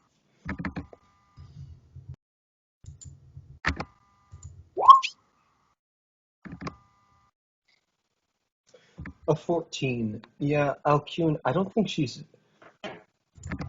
hiding it deeply. It seems to be more about politeness and manners. So I don't think Okay. this is the loss that you've seen people witness this, I think, on the battlefield when they themselves have not been wounded, but when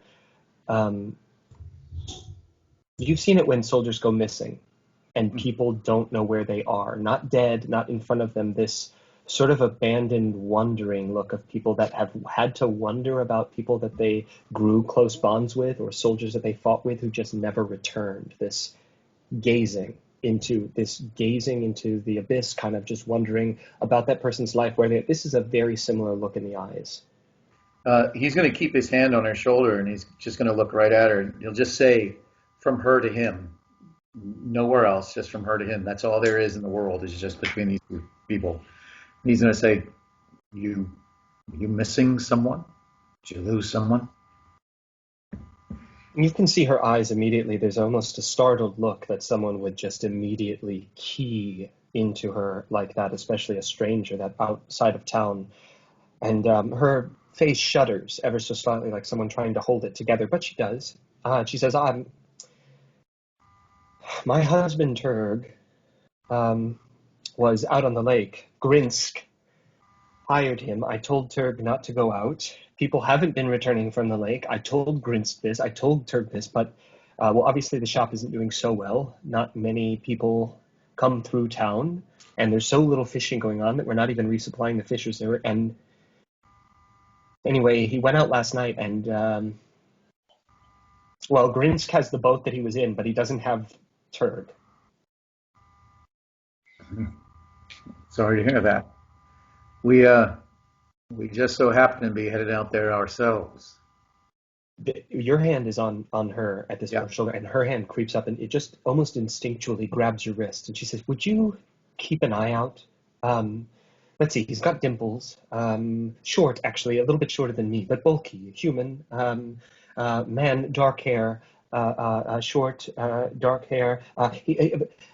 He has a ring just like this," and she holds up her ring finger on her left hand. It's a very simple silver band, probably to your eye only costs, a couple of silver, like a deeply cheap sort of wedding ring. He was wearing a coat I made him. It's various colored patches on it. That way I can see him as soon as he's marching back across the ice. Anyway, I'm sure he just got picked up by another boat or is... Anyway, out on a floe or a rock. He's a very good survivalist. I'm sure he's just out there and just needs a way home. But if you could keep an eye out for him, any of you, I'd be deeply thankful. You could have what you wanted from the shop at a discount. I wish I could give you more. I don't have, much gold. You don't need to give us anything. You don't need to give us anything. It's all right. You've lost a lot. You lost a lot. He'll release his hand to release that kind of tension, as if to, move on to other things. That more for her than for his discomfort. He's just letting her out of that tension. He'll say, I'm from way down south, and I just don't even know what I need around here. Can you point me in the right direction?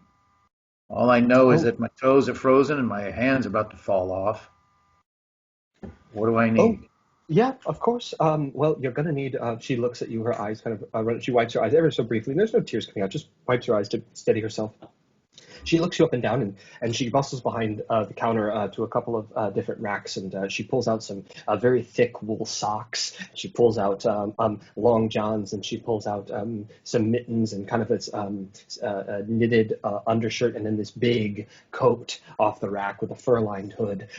This is made of walrus, and it will keep you very warm. It's trimmed with what Turg said was fox. He did this one himself. It's very good, very warm. All of these things I would certainly take with you, especially if you're going out on the lake. And because you're looking for Turg, I could give you a bit of a discount. I'm sure if you're going to keep an eye out. But for all the clothes, let's see, 3 gold pieces. You will want gloves, not mittens. We have gloves if you want them. Yeah, sure. Okay. Yeah, gloves. The mittens are warmer, but the gloves are certainly more flexible. So yeah, and she just trades them, in the place of the mittens, sets them down on the counter. Does she still? Go ahead. Sorry. Does she still look cold? Yeah, I don't think it's something that wears off quickly, and she looked to be standing outside for quite some time. So she's still. Nickrel is going to. He's going to move up, kind of uncomfortably close to her, and hover for just a moment, and then he's gonna take his hand and put it on the back of on the clothes that are on the back of her neck, the part of her clothes are on the back of her neck, and using a prestidigitation, he's going to warm that clothing. That should last an hour or so, but it'll and then he'll just kind of walk away. I think as you set your hand on, there's almost a little flinch, but as that heat sort of begins to emulate, the flinch turns into almost a shudder as the body, can feel the extremities again. You see her fingers flex as she takes a deep breath in and sort of turns towards you even as you're moving away. Oh, thank you. We don't have many of your kind about, that's for sure, but thank you. I'm sure Turg will be very happy when you arrive. He's been out there for a full day and a full night, so he'll be happy for that kind of touch. You can see her skin sort of just blushes red with the sudden blood rising to the skin on her, and there's a little bit of water running down from her hair and some of the frost that was on her clothing and her body. But there's a warm look at you, Nickrel. There's kind of like this beaming warmth that accompanies that warmth. It's at my back at this point, but the others can see it. Great, yeah. Maybe the rest of the party catches it, but there's like this real beam of gratitude and real like warmth that passes through her toward Nickrel. Alcune will just mark that because he's never seen anything like that. He could feel the heat from where he was. He'd never seen anything like that in his life. So he's marking that as very different, something very surprising. Is there anything else I can get anyone? I don't. If you're going out on the lake, it's always worthwhile to throw a line or two over as you're searching about. How much for 4 harpoons? Ooh, 4 harpoons. Let's see here.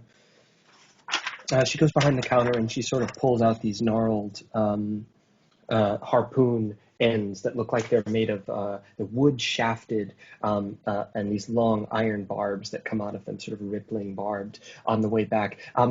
Turk and I made them ourselves. Turk does most of the clothing. I do most of the harpoons and fishing gear. These are 5 silver pieces apiece. I run you 2 gold. I give her 2 gold. Great. Kuhn looks at the wall.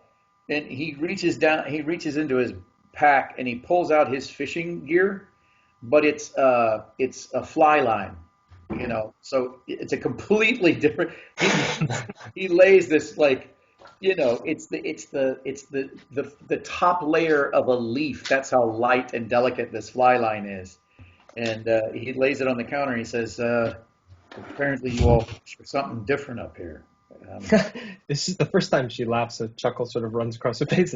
Well, that's certainly not for knucklehead. If you catch a knucklehead on that, they'll break it in a second. I have some thicker line for sure, and you're gonna need a bigger hook to catch. I mean, 50 to 80 pounds is a knucklehead. You can see the warmth that's spread over her. The people who are in here, the obvious like comfort from you, Alcune. Her body language is sort of changing as you're in here, and she moves deftly through the shelves and grabs some of the fishing line, which is much thicker, and a couple of large hooks. Just one silver piece for the new line and some of the bigger hooks. I'm sorry. It's 5 silver pieces. My bad. All right, great.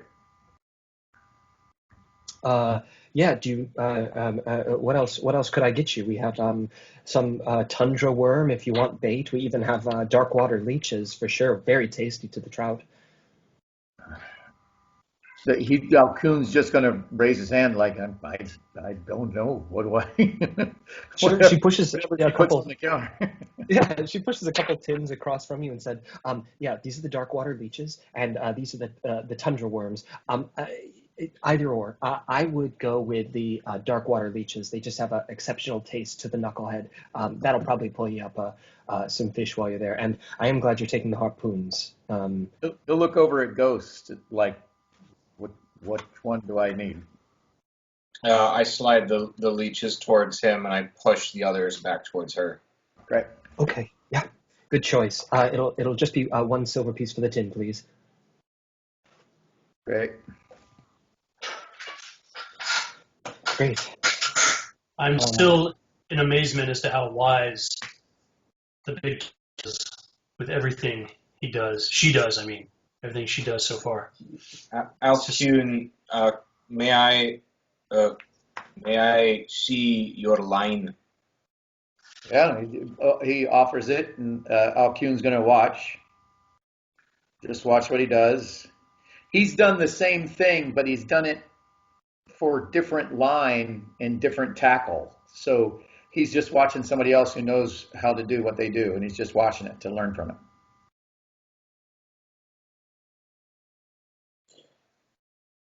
I need northern line. This is southern line. Oh well, it should suffice. If you want something that's a little sturdier, I can certainly do that. It usually works in. I take your meaning. Something heavier will do. And she takes the spool back and pushes and she takes another tin down and pushes it across for you, opens it up. And this one is burly, like twined wine, but it also is very thinly barbed all the way up it.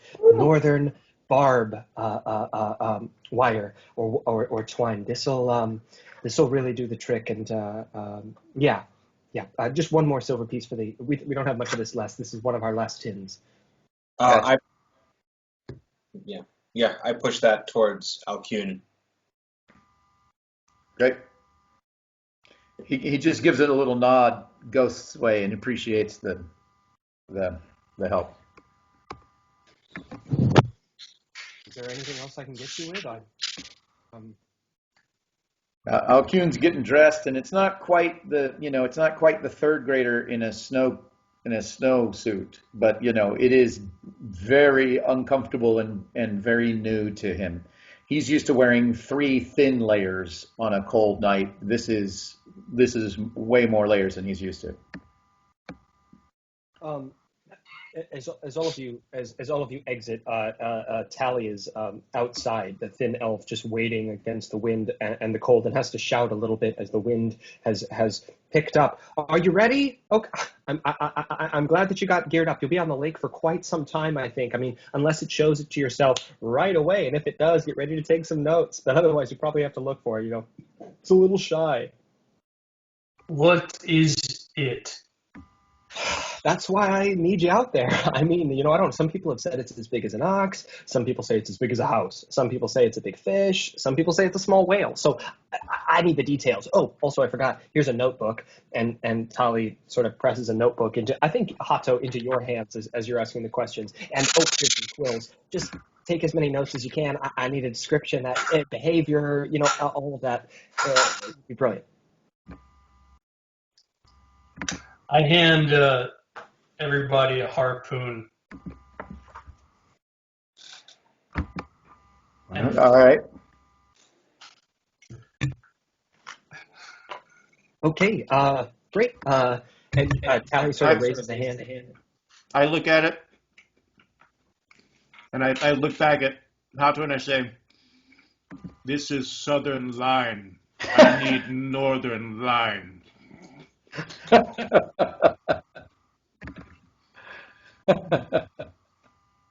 And then I take I take his harpoon back and I give him mine.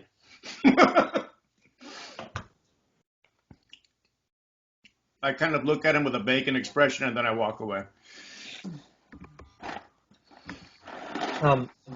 Tally just raises a hand and points towards the docks. And you can see Grinsk is still out there on the dock, sort of. It looks like going about the work of still doing some pretty shoddy carpentry on one of the boats. And Tali sort of goes up on their toes and waves towards the docks, and you can see Grinsk sees all of you and sees Tali. And you can just sort of, even at this distance, you can hear Grinsk swearing as he sees Tali. Tali goes, "We're not on the best of terms. I keep warning people there's a lake monster. He wants fish, so he doesn't like me very much."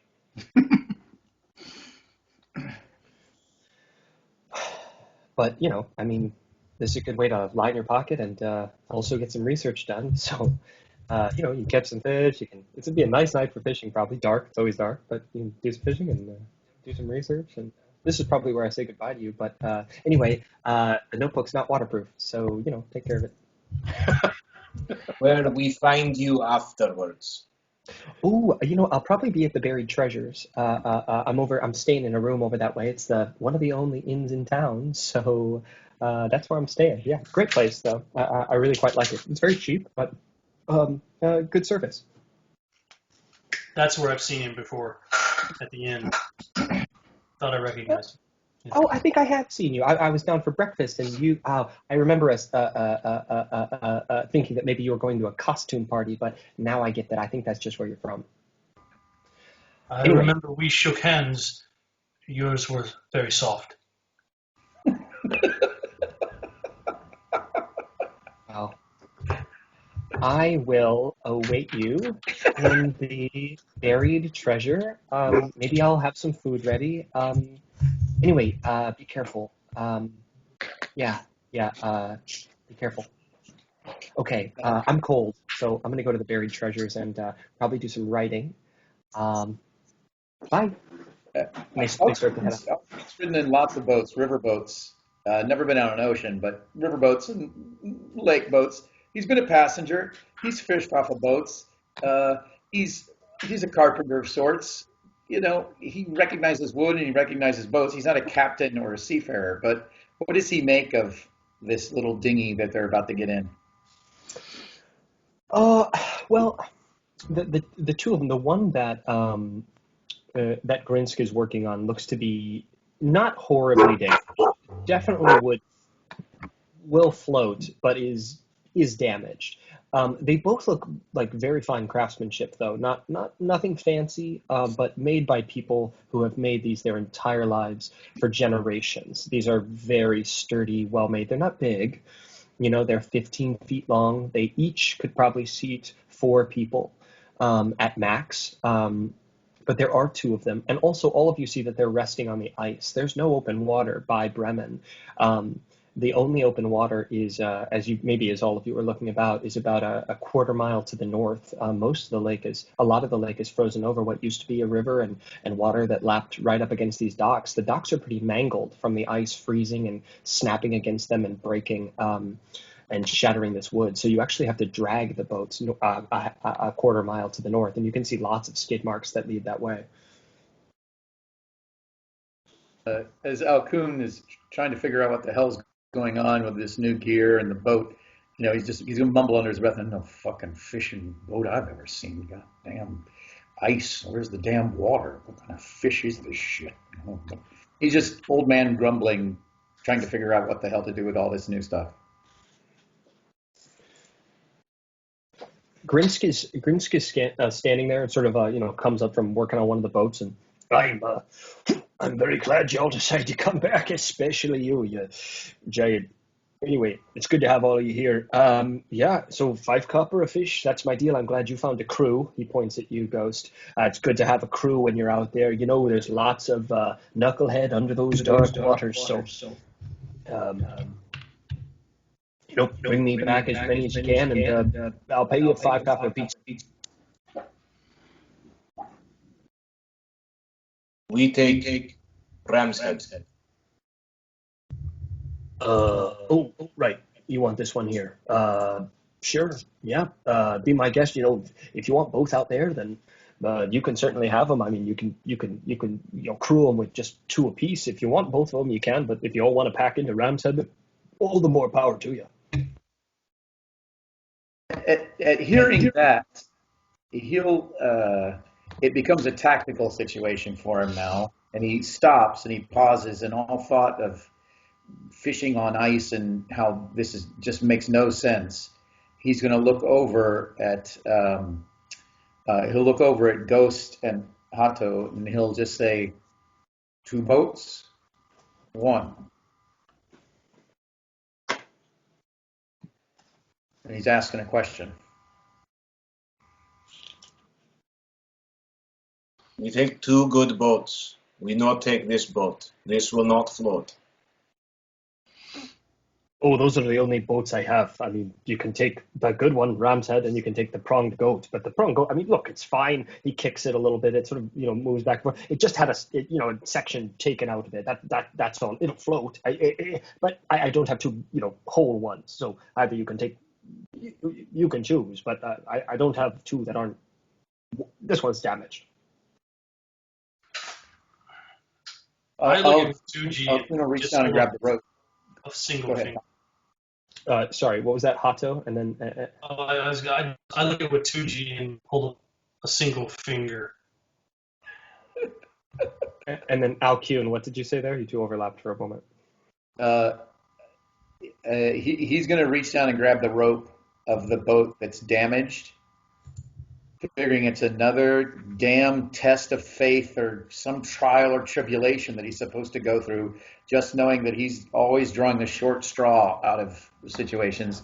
So he'll just grab the bow line and start to drag it out. Great. There's a bit of a shrieking against the ice as the boat sort of uncracks from the frost that had settled over it, and then it begins to move across the ice to the north with Alcune dragging it. And Grinsk sort of, gives a, that's it is very good, excellently. When you hit open water, dip her right in. Alcune, as you leaned over the boat and saw it so close, can you roll me roll me a perception roll? We sure can.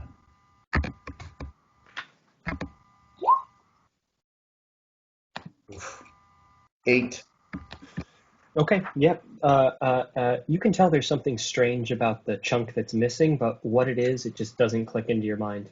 Both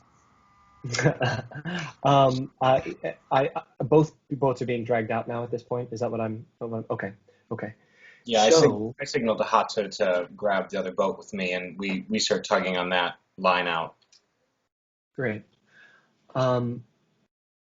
Yeah, it's fairly quiet except for the sort of the wood being dragged across the ice and the snow as you all trudge to the north. The ice doesn't crack under your foot. It does that thing that heavy ice does where it sort of pops and moves against the banks, like one massive, frozen flow. And you can see that some sections of it have collided and frozen up together and raise a big way, like these big shard spikes sort of off to the side, and there are dips and valleys in the ice. It's by no means, flat.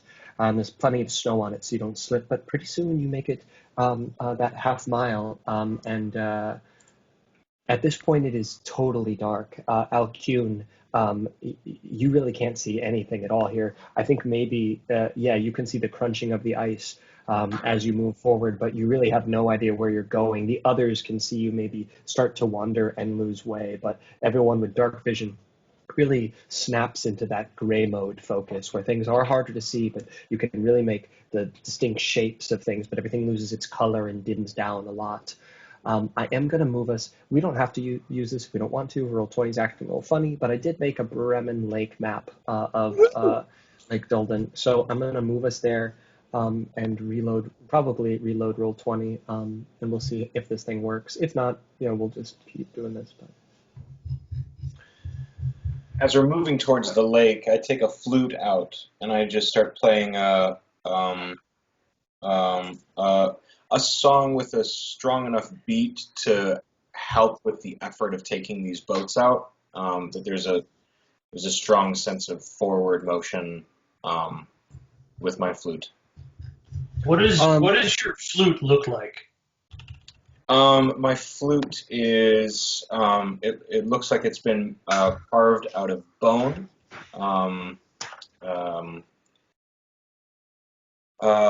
There, on closer inspection, you can just start to make out faint elven lines along the sides.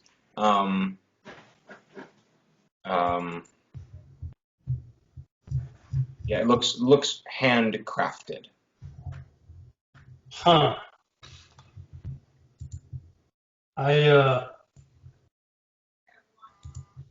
As you do that, if we're presuming we're pulling together the boat together, I too will pull out my flute and I'll gesture as if to ask if it's okay if I join in. Oh. Yeah. I'll just keep playing. And I'll as best I can with one hand, the other around, or maybe I've tied it on my shoulder so I can play with two hands. Mine's a bamboo flute, that very that hollow bamboo sound that you get from every Asian movie ever made, kind of sound. It's that. I don't know how well I play though, but so I will Josh, do my best to keep up. Josh, what is the what because you began the melody, what does it sound like, and what does Hato sort of grab onto and begin to expand upon? What does it sound like?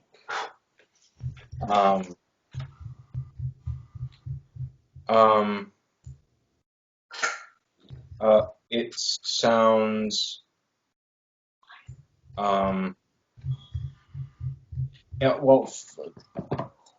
for our player ears, it would sound like some sort of southern hymn that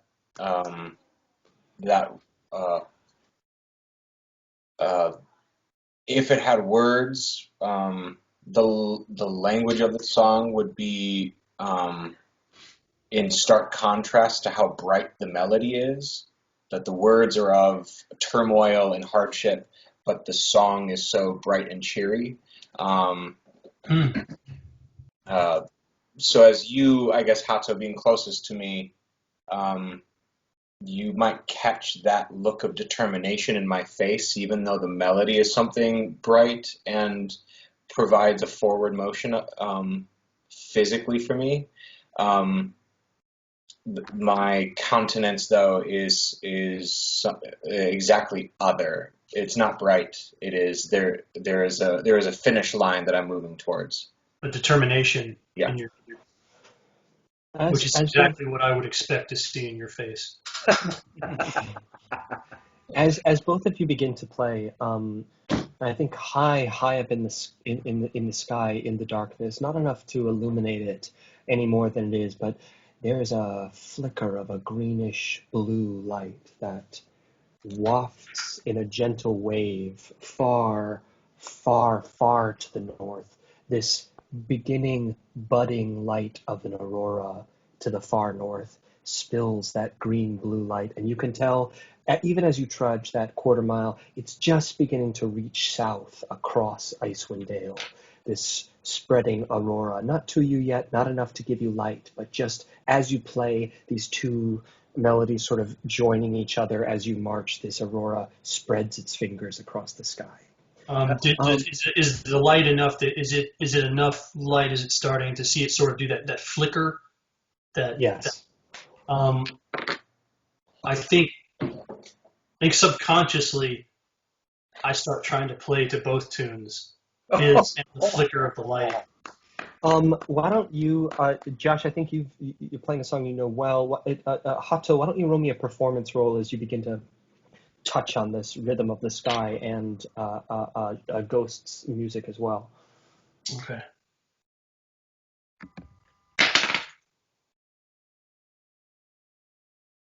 It landed on my keyboard. Are we going to count that, or should I roll again? Roll it again. Roll it. Okay, good. That's better. It's an 18. Great. I think you're very successful at it. I think that the pace picks up as well as you all make your way to the shore here, and the Aurora seems to almost dance with it.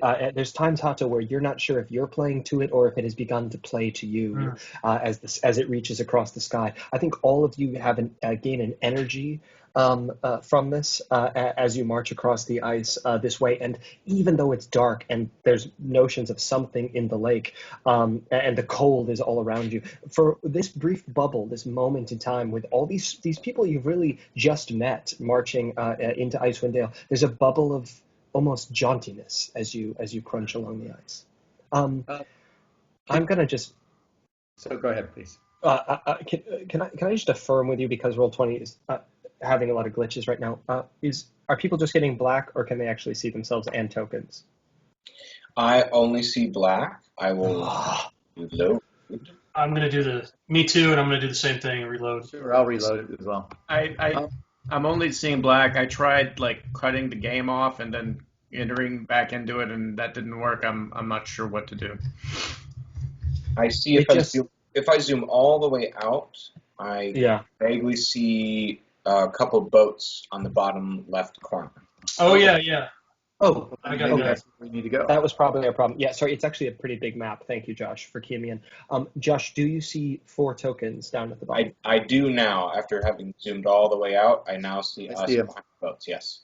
Okay, cool, good. Yeah, it's a pretty big map. This is not the entirety of Lake Dulden. It's huge. It's one of the biggest inland lakes in Icewind Dale, but it's big. Even just this section of it. So, as you're going forward, sorry, as this is all brand new to Alcoon. The fact that these guys can see in the dark is freaking him out a little bit. He's not saying anything because it's a little awkward. Like, he's stumbling a bit, but these other guys seem to be walking with a little more confidence. He doesn't know what that is or how that is. They start playing, and part of him is asking himself, is Hato doing that to the sky? Is that some kind of magic that he's doing to the sky? Because he's never seen that. It doesn't have any kind of context for it. And Hato started playing, and then this thing started happening in the sky. It's all very new. He's keeping his cool, but he is in a land of wonder right now.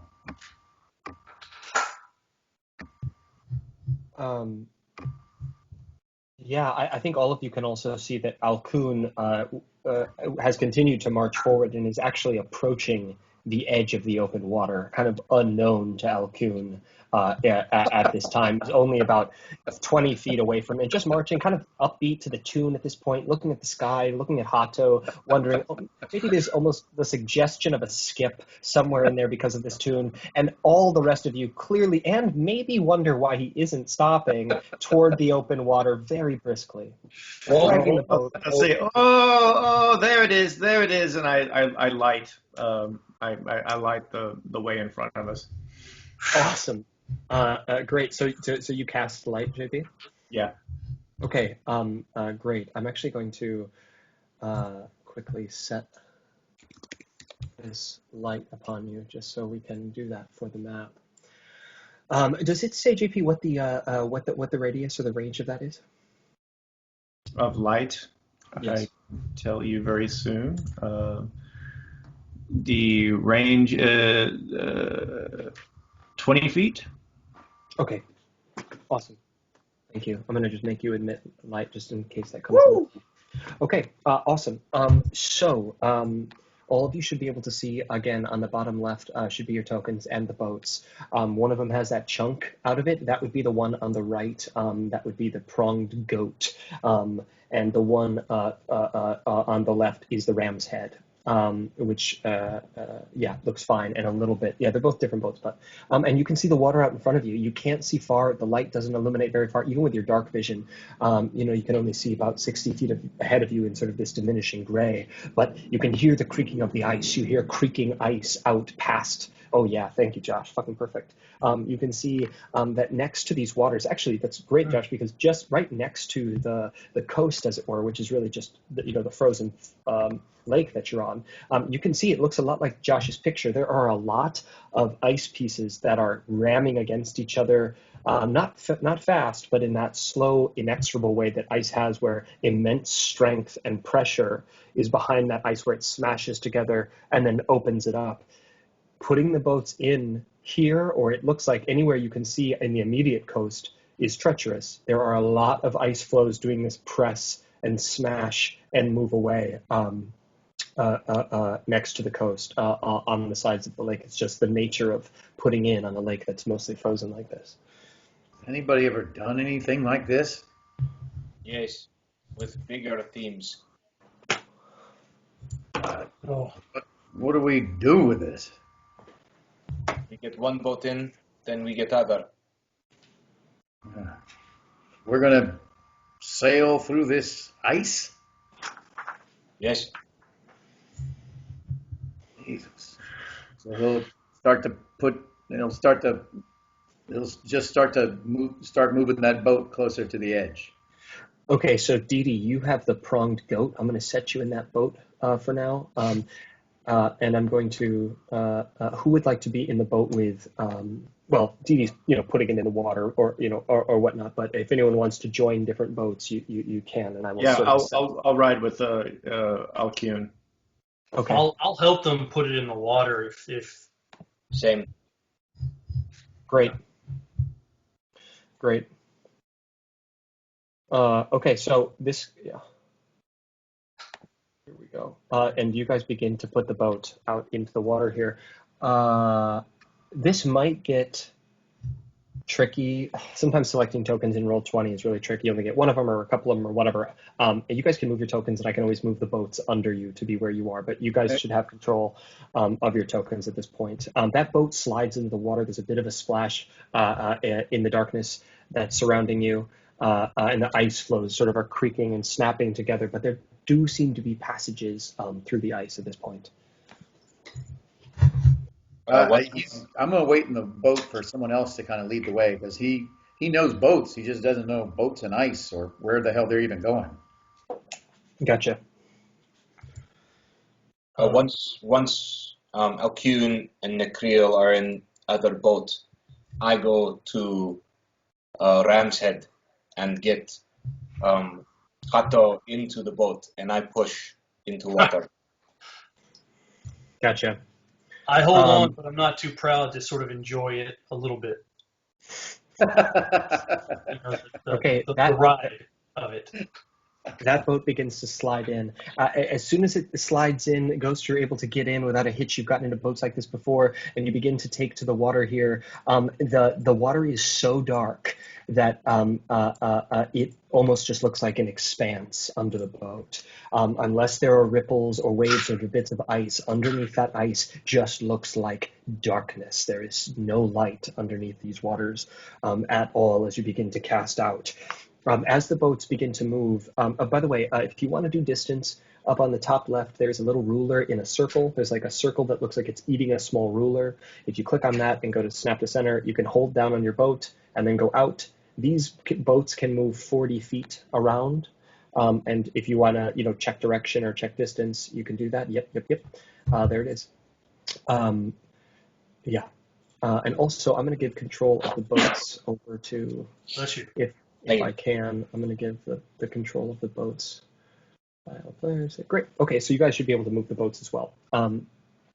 I suggest for best effect, I know this is just technical stuff, but drag a box over the boat and your characters, and then select that box. Don't just try to select the boat individually. You'll leave your characters in the water. Yeah, as you're heading out, the ice begins to crack and snap against itself. I need Alcune and Ghost to roll me wisdom checks as some of these ice flows are smashing about besides the boat. Roll me wisdom checks to just check for, or survival checks rather, to check for navigation through these ice flows. It's a little bit tricky. Casey, I'm gonna run to the restroom real quick. I'll be right back. Oh, actually, you know what? We've gone for 2 hours. Let's take a break. Let's take a. Thank you all for letting me do this. I sort of loathe these first sessions because you have to like get things rolling. But y'all are brilliant, wonderful role players. Thanks for just jumping in the world. And my obvious first mission plug, I was just like, and here's a mission. You're in a tavern. It was like the most fucking traditional fucking D&D shit ever. No, come on, give me a break. I'm having a blast. Yeah, I love that it just felt that our coming together felt more like, well, as it's always meant to be, that we're destined to be together. That there wasn't ever we literally just sat down at a table and we didn't say a word to each other, but we just all felt that this was meant to be for the moment. I don't know. That was really cool. Well, I think also the setting lends itself to it. Like when you find much like what you were saying, Casey, like the pack, you kind of need a pack, and also like you these individuals that find themselves in this far off middle of nowhere place. Like there's almost an automatic unity. When something comes along, you kind of want to huddle together in a way because the world and the environment is kind of out to get you. So I was just about to have Alcune. Oh, sorry, Didi. Yeah. So so I rolled. Okay, lesson learned. So I rolled, but he's being careful. So he also has guidance. So technically he has guidance, and that's just that kind of dear God, be with me. That's that D4 extra. Yeah. So I didn't call it in time for this, but I'm going to always be careful and I'll try to call it. But anytime something new or dangerous like that, he's going to say, "Dear God, help me on this," for the guidance with that extra D4. Yeah, Didi, let's take it on this one, but then just make sure you call it for the next time because in the world that you're in, I mean, when you're outdoors, much of the world is dangerous. So just when you think, what, I'm going to need this, just call that guidance so that you have it handy and ready. But why don't you add it to that dice roll for now? There you go. That's an 8. An 8. Okay, so Alcune, as you push off, the waters are fairly still at this point, but a large flow of ice. You're just getting used to the boat as Nickrol settles in, and your boat shears sideways just into one of these ice flows and collides with the side of the boat. The boat. I'm going to also give you guys Alcune and Ghost because you're the you're steering the boats. I'm going to have the HP of the boats as well. Alcune, your boat is damaged previously. You have 36 HP on your boat. The ram's head that Ghost has 50. But as this flow of ice slams into the side of the boat and shakes both of you in the boat, it takes 5 points of damage from the pronged goat. So you're down to 31 in that boat. It doesn't cut into the actual boat, but you can see there's this dent in the wood, and that a really strong hit from some of these ice flows could begin to really, carve away at the interior of the boat. Ghost. As soon as I see and hear that, I take the cord that's on my belt of the katana. I take the cord and I tie it tighter on my belt. Gotcha. Awesome. Got it. Great. Ghost, what did you roll for your survival roll?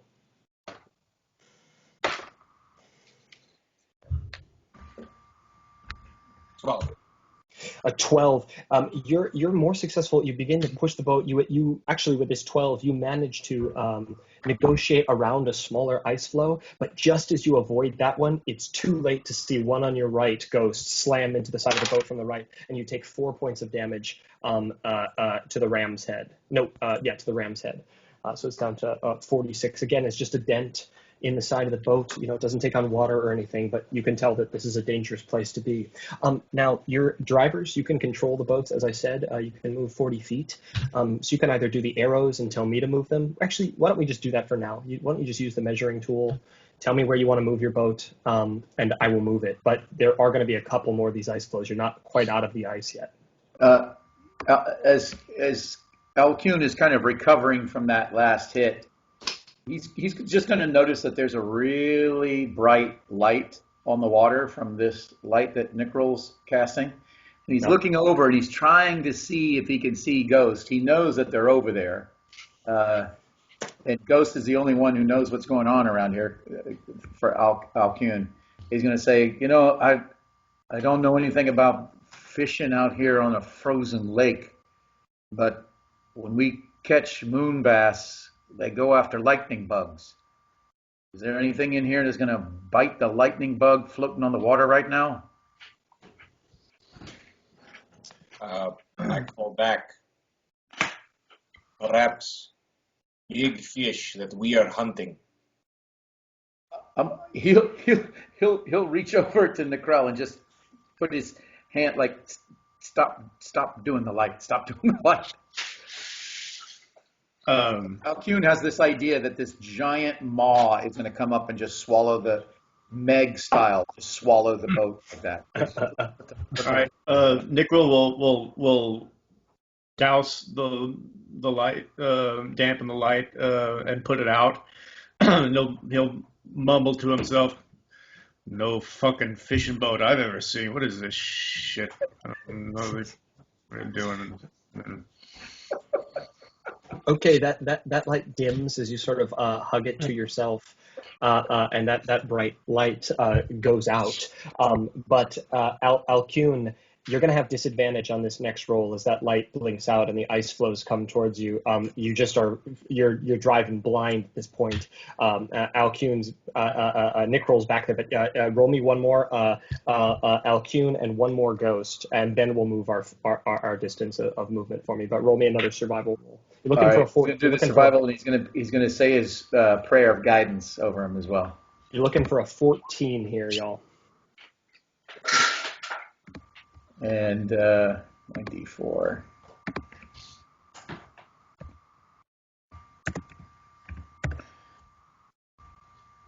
Oh, there we go. Alcune, there is a grinding sound just to your right, and just out of instinct, you sort of pull the oars out of the way. You're dry. Oh, wait. Oh, you're rolling with this. Oh, yeah, you're fine. So you managed to pull the boat out of the way, but you truly are blind here. You hear the crunch of ice behind the boat, just where the boat would have been, but you've pulled into more open water now. Although, Alcune, everything's going to be at disadvantage with you out here as far as navigation, because you're going blind. But Ghost. It's a 7 for me. Okay, the boat takes another 5 points of damage. Ghost, you're good at this, but there's just too much ice where you put in, and a big shard sort of scrapes and screeches along the side of the boat, and for a moment you think it's going to puncture the side of the boat, but it just shears off the side of the boat. And now, anyone with dark vision can see that you've... Actually, why don't you tell me, navigators, you can use your measurement tool. You can move up to 40 feet in any direction where I have map on the lake. The first thing I'd like to do... I think we lash boats together. And I call that out to the whole group. All right. Are you coming to me or am I coming to you? I come to you. And I move towards him there. Okay, great. Alcune, you stay pretty still here as Ghost navigates the boat over and is able to sort of bump gently alongside. Your oars scrape each other here. Rowing will be slightly more difficult here. The boats are meant to glide independently, but as far as floating and staying afloat, you're next to each other at this point. Go ahead. Yes. See. Oh, We take Ram's head. We're tying it off. We're tying it off, and now Alcune's feeling much better that he's got some kind of experienced navigator beside him. And before he moves forward, can he just give a really good listen? That kind of listening into the dark. He's going to even close his eyes and lean into his hearing. Yeah, roll me a perception there, Alcune. And actually, Ghost, I'm gonna put you as the navigator of the boats right now. You'll be steering because they're one boat at this point. Alcune, with an 18, um, with the darkness sitting over top of the lake, and you really not being able to see much, you close your eyes, and you can hear the splashing of waves against rocks and against ice floes, sort of the grind of the ice behind you where it's still colliding. But there's that quietness across the rest of the expanse of the lake, that sort of real quiet where sound really travels across water. And you hear to the north of you, pretty much dead north of you, you can hear. You can't make out their voices, but you can hear. What languages do you speak, Alcune? Orc, Goblin, and Celestial. Okay. In a language that you don't understand, you would probably recognize it as Dwarvish, but you can't understand it. You can just you hear muttered voices, very relaxed but brisk, like people maybe giving orders.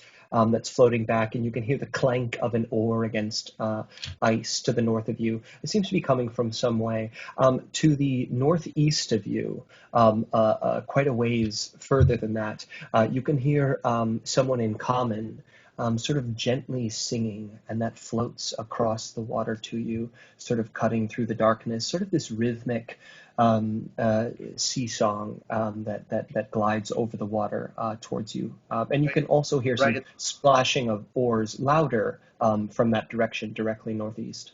Right at the top of that, he'll say shh, shh, shh, shh, and he'll point in the direction that he's hearing it. Shh, shh, listen.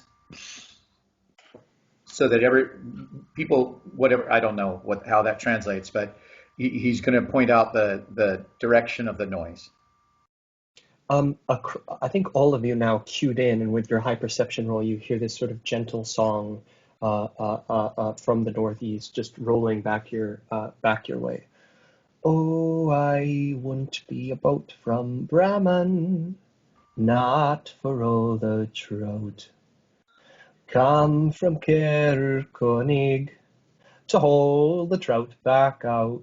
I wouldn't be a boat from Bremen, no, I don't believe it's below.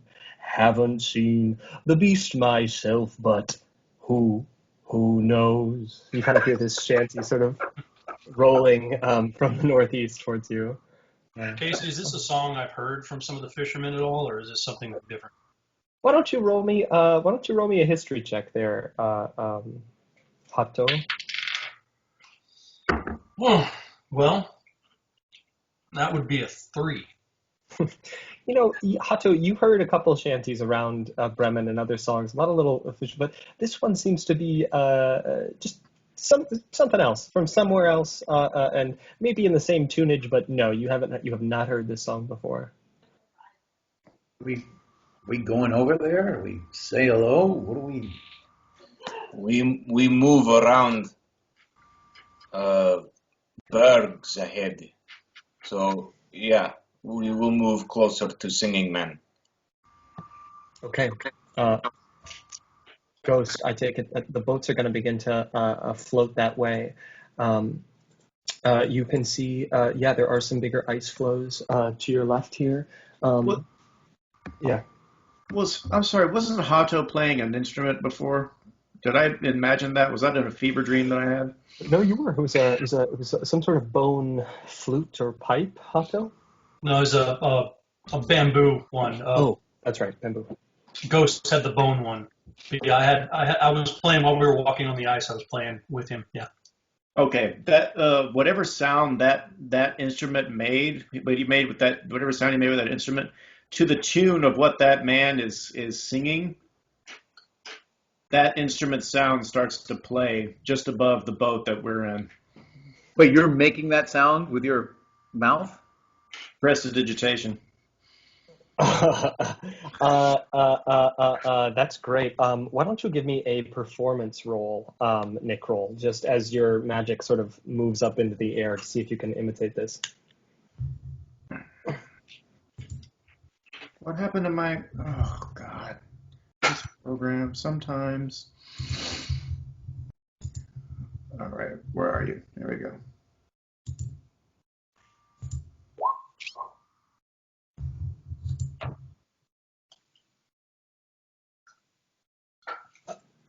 I don't understand why it rolled 2 dice, or maybe that was Dee Dee's as well. It rolls with advantage naturally, so you can either just take the first number if it's not an advantage roll. So Okay, so 6.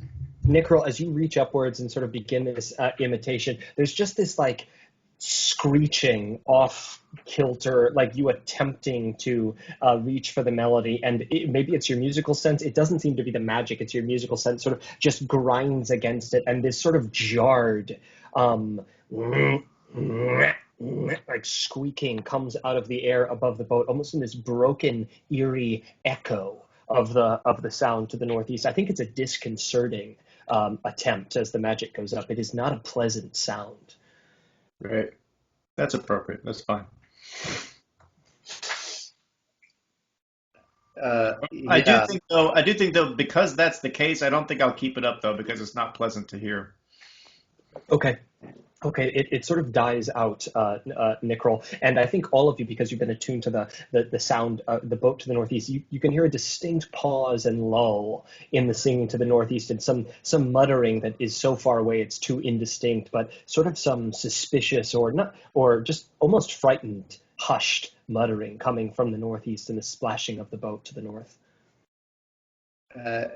Alcune will just look to Ghost, like, we moving forward? We talking to him? What are we doing? We move till we see. We keep moving in that same northeasterly direction. All right. Casey, I'm gonna make sure I've got my harpoon in hand and ready. Yeah, if you want to ready an action, just give me a trigger for it. So you have your harpoon in your hand, but is there something that you're waiting for in particular? No, because I don't know what it would be. It's in hand. Okay. Okay. I'm observant. That's it. Great. Actually, roll me a perception roll here, Hato, as you sort of heft the harpoon and are glancing about. Roll me a perception roll. A 20. Ooh, a 20. Awesome. A dirty 20, I think Josh said earlier. I was not. Yes. That's a term I like. I have not heard that. Love it. So as you look about and you heft the harpoon and are glancing about, you can see that there's a stream of long black shapes moving under the boat. About maybe 20 of them. These long fish, which are each about 3 or 4 feet long, look to be powerfully built, are actually swimming underneath the boat. They don't seem to be in a rush, but they're passing by fairly quickly as the fish as fish swim. Can I tell what they might be? Roll me. You've been in Bremen for a minute, so roll me a nature check with advantage here. Okay.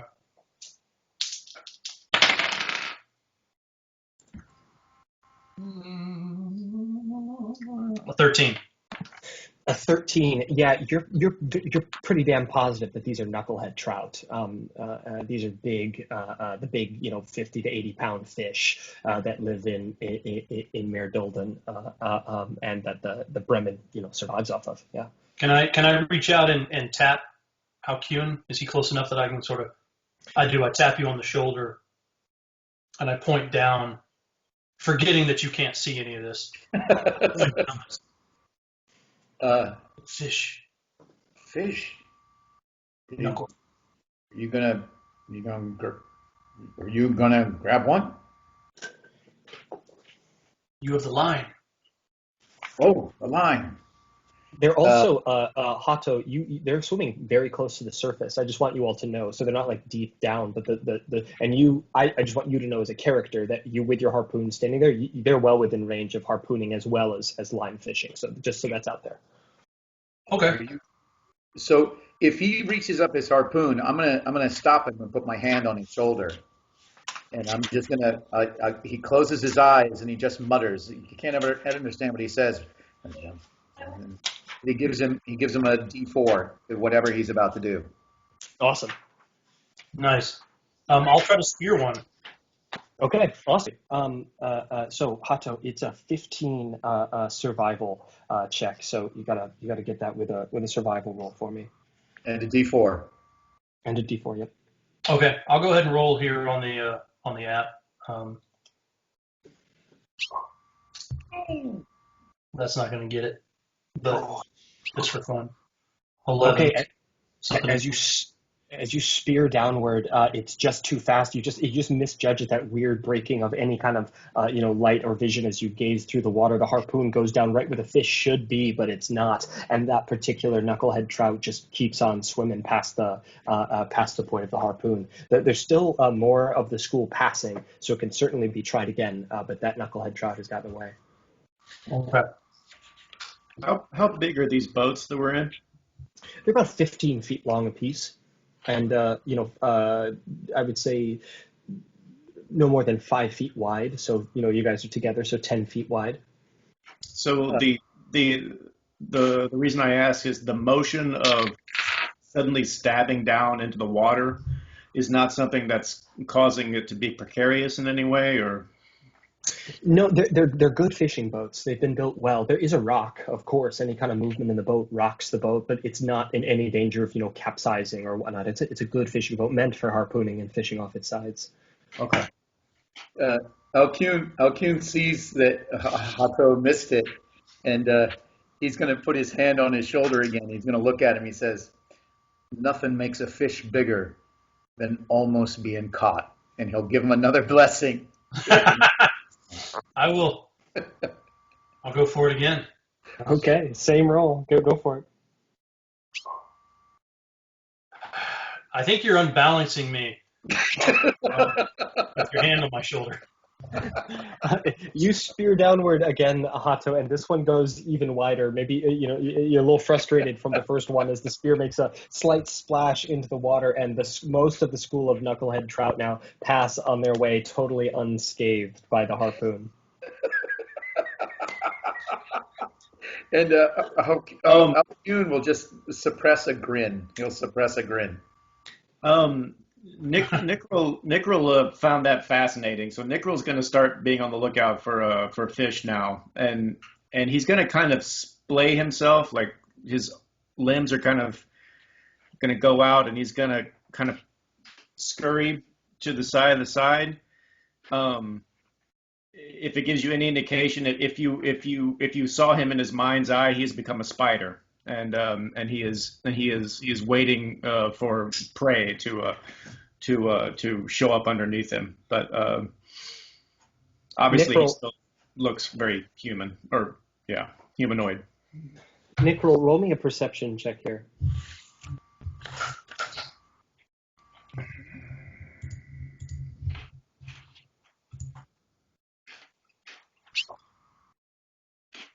$14. Yeah, you can tell as you're sort of scurrying back and forth with your dark vision sort of piercing down into the water. You're able to tell that while that school that was very close to the surface and harpoonable has passed, you really get a sense that there are quite a few knucklehead trout meandering deeper down in these waters. And if a person were to cast a line, it might just be a matter of time as far as catching one goes. Yeah, but you think if you drop a line almost anywhere in the lake, at least where you are, from what you can see, there are certainly knucklehead down there. That I don't know if he's fished before, but dropping a line would certainly be spider-like. So he might drop his little web down into the water. And do you have a fishing line, John? I have a northern line. Northern line. Are you saying Northern Line out loud? I'm probably mumbling it. Yeah. More than line. What do we drop? We drop line in now? What? He's a fly fisherman. He's got no idea what it is. So he's going to start pulling. He's going to look at Ghost. He's pulling out the tackle and the line again, and he's getting out his leeches. He knows how to bait a hook, but he's like, "Do we drop it in?"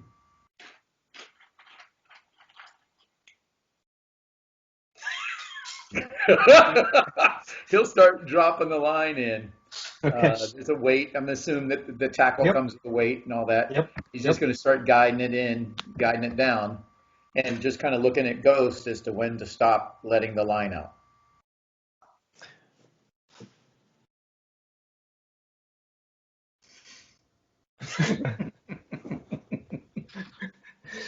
Great. Alcune, you can feel the tug of the water sort of on the line as it's sitting down there. I think Ghost has a pretty good idea about depth, so I'm not going to have you roll for that. But that line's trailing there and sitting and waiting. I'll roll as far as fish biting, but you guys can stay where you are and fish, or you can continue sort of out on. Can someone give me a random, actually, Josh, can you give me a random 1d20 roll?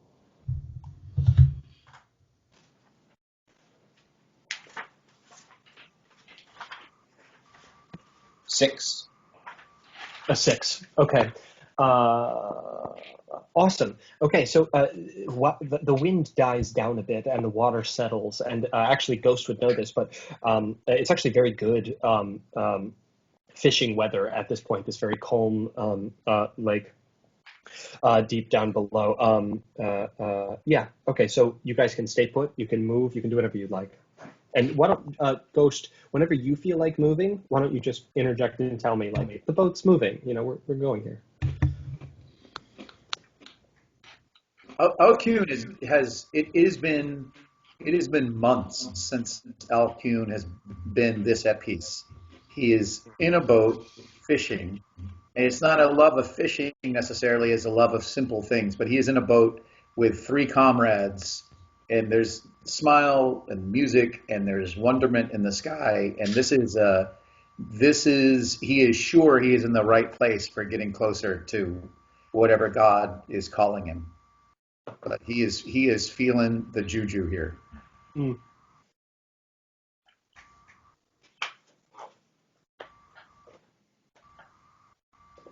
Are we moving forward, or are we going to stay? I'm going to start moving us forward as I would myself if I were fishing with a team. So at a slower pace. So maybe moving a half speed, Casey. So only moving about 20 feet. I would like us to move. I'll show. I'm interested in moving just straight north from here, 20 feet. Nick rolls very, very still, waiting for his web to be tripped. As this boat is sort of slowly drifting north, the sound of the singing, that shanty, "I won't be a Bremen boat, not for all the trout," comes sort of wafting towards you. And now all of you can just see that there are some torches that are stuck on what looks like a longer keel boat. It actually has a sail, which is not up at this, not dropped at this time. There are oars out on the side of it, but it's a longer boat, maybe a 35-footer, and you can see a group of 6 fishermen on the side. Sort of, a couple of them are singing to each other. One seems to be smoking a pipe. But you can see them very, very dimly. Alcune, you can't see this at all, but those with night vision can see them sort of moving around in the gray over here. They seem to have be fixing and repairing nets, as well as casting a few of them off to the sides. They don't really have lines. It looks like they're doing network out here on the lake. And as of this moment, because none of you have a light lit, they do not see you, but you can clearly see their torches as they move about. And the sea shanty is much clearer at this distance as well. Just to clarify on the map, Casey, is that the rock formation we see to the west? There's a boat just up this way. Let me ping it for you, if you can see my ping. I see a ping. I don't see a boat, but I certainly see a ping. Great. I'm gonna move you a little closer. Does that help? Oh, I see it now. Cool, Yeah. cool. Wow, it is dark vision. That's awesome. Uh, Yeah, I yeah. don't see anything. Yeah, they haven't. I'm gonna roll, but yeah, they haven't noticed you. They're busy seeing. They're busy working. They're casting. They're fixing. They're mending lines and going about the business of running a fishing ship. You can see actually. Let me. Where is You can see. They have torches, though, right? I mean, they have torches lit. Yeah. They do. Yep. Yep. Oh wait, so yeah, Alcune, I'm sorry. You can see what's happening on the boat, but not on the way to it or whatever. Thank you, JP. Good call. Yeah. You can see that on the side of the boat is this the painting of a large blue shield with a black sailing vessel painted on the side of that boat. I think Ghost, if you want to, you can roll a history roll on this for me. You may have seen this before, but I really don't think anyone else has. 14. A 14. You have seen this just in passing. You don't know a lot about it, but this is the emblem of Targos, which is a big fishing. Well, it's a pretty small village, but is a much better, bigger fishing town than Bremen is, and is actually on the northern-ish. Am I saying that correctly? Oh, I so love having just huge pre-published maps, motherfuckers. Okay. No, I misspoke. Ghost, you know that Lonely Wood is on the north side, but Targos is actually a neighbor to Bremen. Is actually the closest town to Bremen, all the way on the down southern side. And they have a lot more fishing that goes on in Targos. They're a bit wealthier than Bremen, quite a bit actually, and they do a lot of fishing out on Mardildan. Alcune's looking at Ghost, friend or foe, that kind of thing, knowing not to make a sound until somebody tells him that this is, that it's okay. They are from Targos, another town further south. Local Friends of the town? fishermen. All friends here? Yes.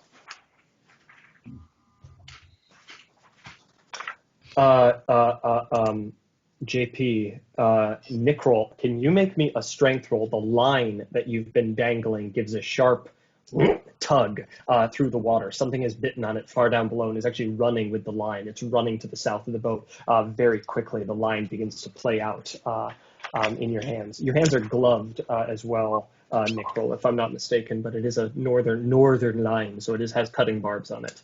That's a dirty one.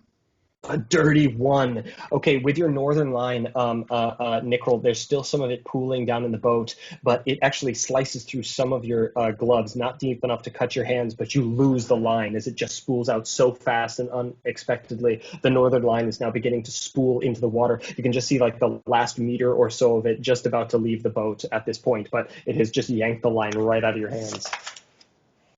I'll try and grab the line again. Okay, make me a dex save. Can I help him with that when I see the Yes, line? yeah, you can, Alcune, if you'd like to. Great. You roll with advantage.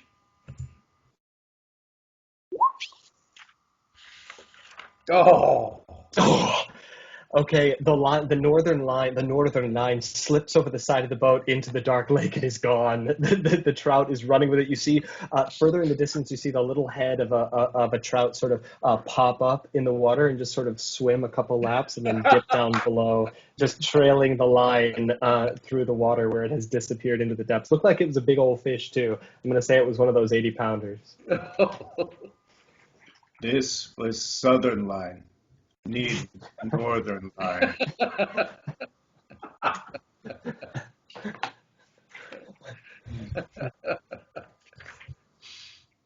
Case, was that the single line that we put in the boat, or was that just his and I have a different one?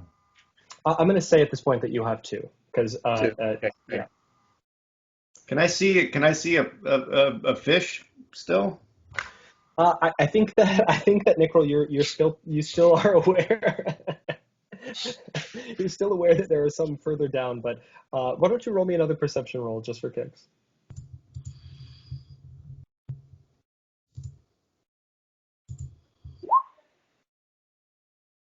14.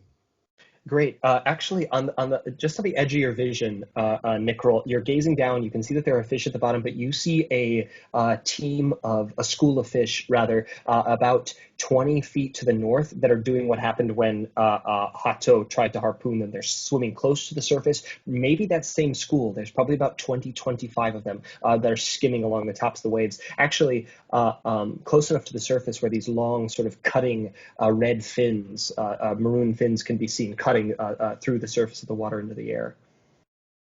Ooh, I want a piece of that action. Says the blind Alcoon. They're close to the surface, you said? Very close. Yeah, their fins are actually cutting the surface of the water into the open air, 20 feet to the north of you. 20 feet to the north. Okay. I'm going to cast Eldritch Blast. Oh my God! Jesus Christ!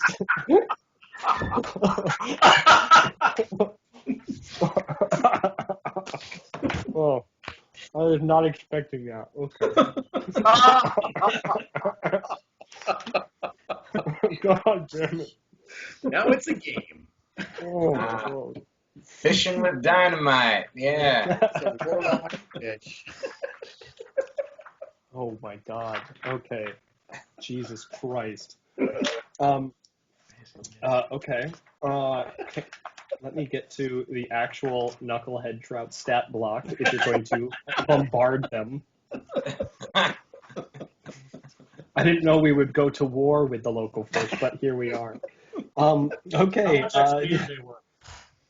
They are just worth giggles, but nothing else. JP, you need to beat a 12 with your Eldritch Blast.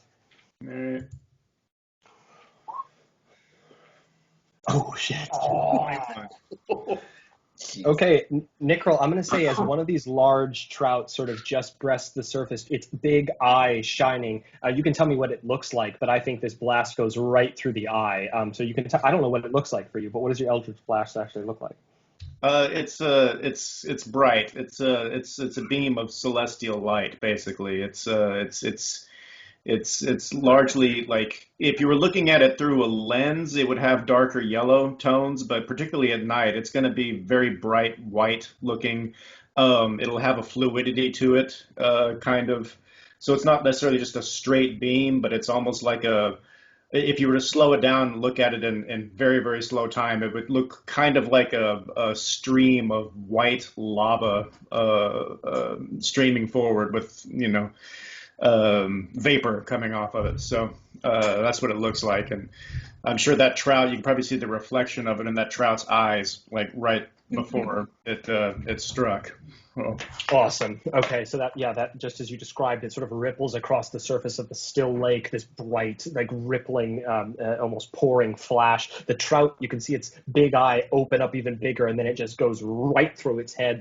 Can you actually roll me damage? I didn't know we would be attacking the trout, but roll me damage on the knucklehead. Yes, that is.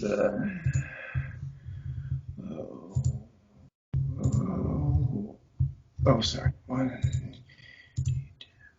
As soon as that blast hit, out of instinct, Alcune has grabbed his shield from his back and swung around on the deck and covered himself. He has no clue what is going on right now.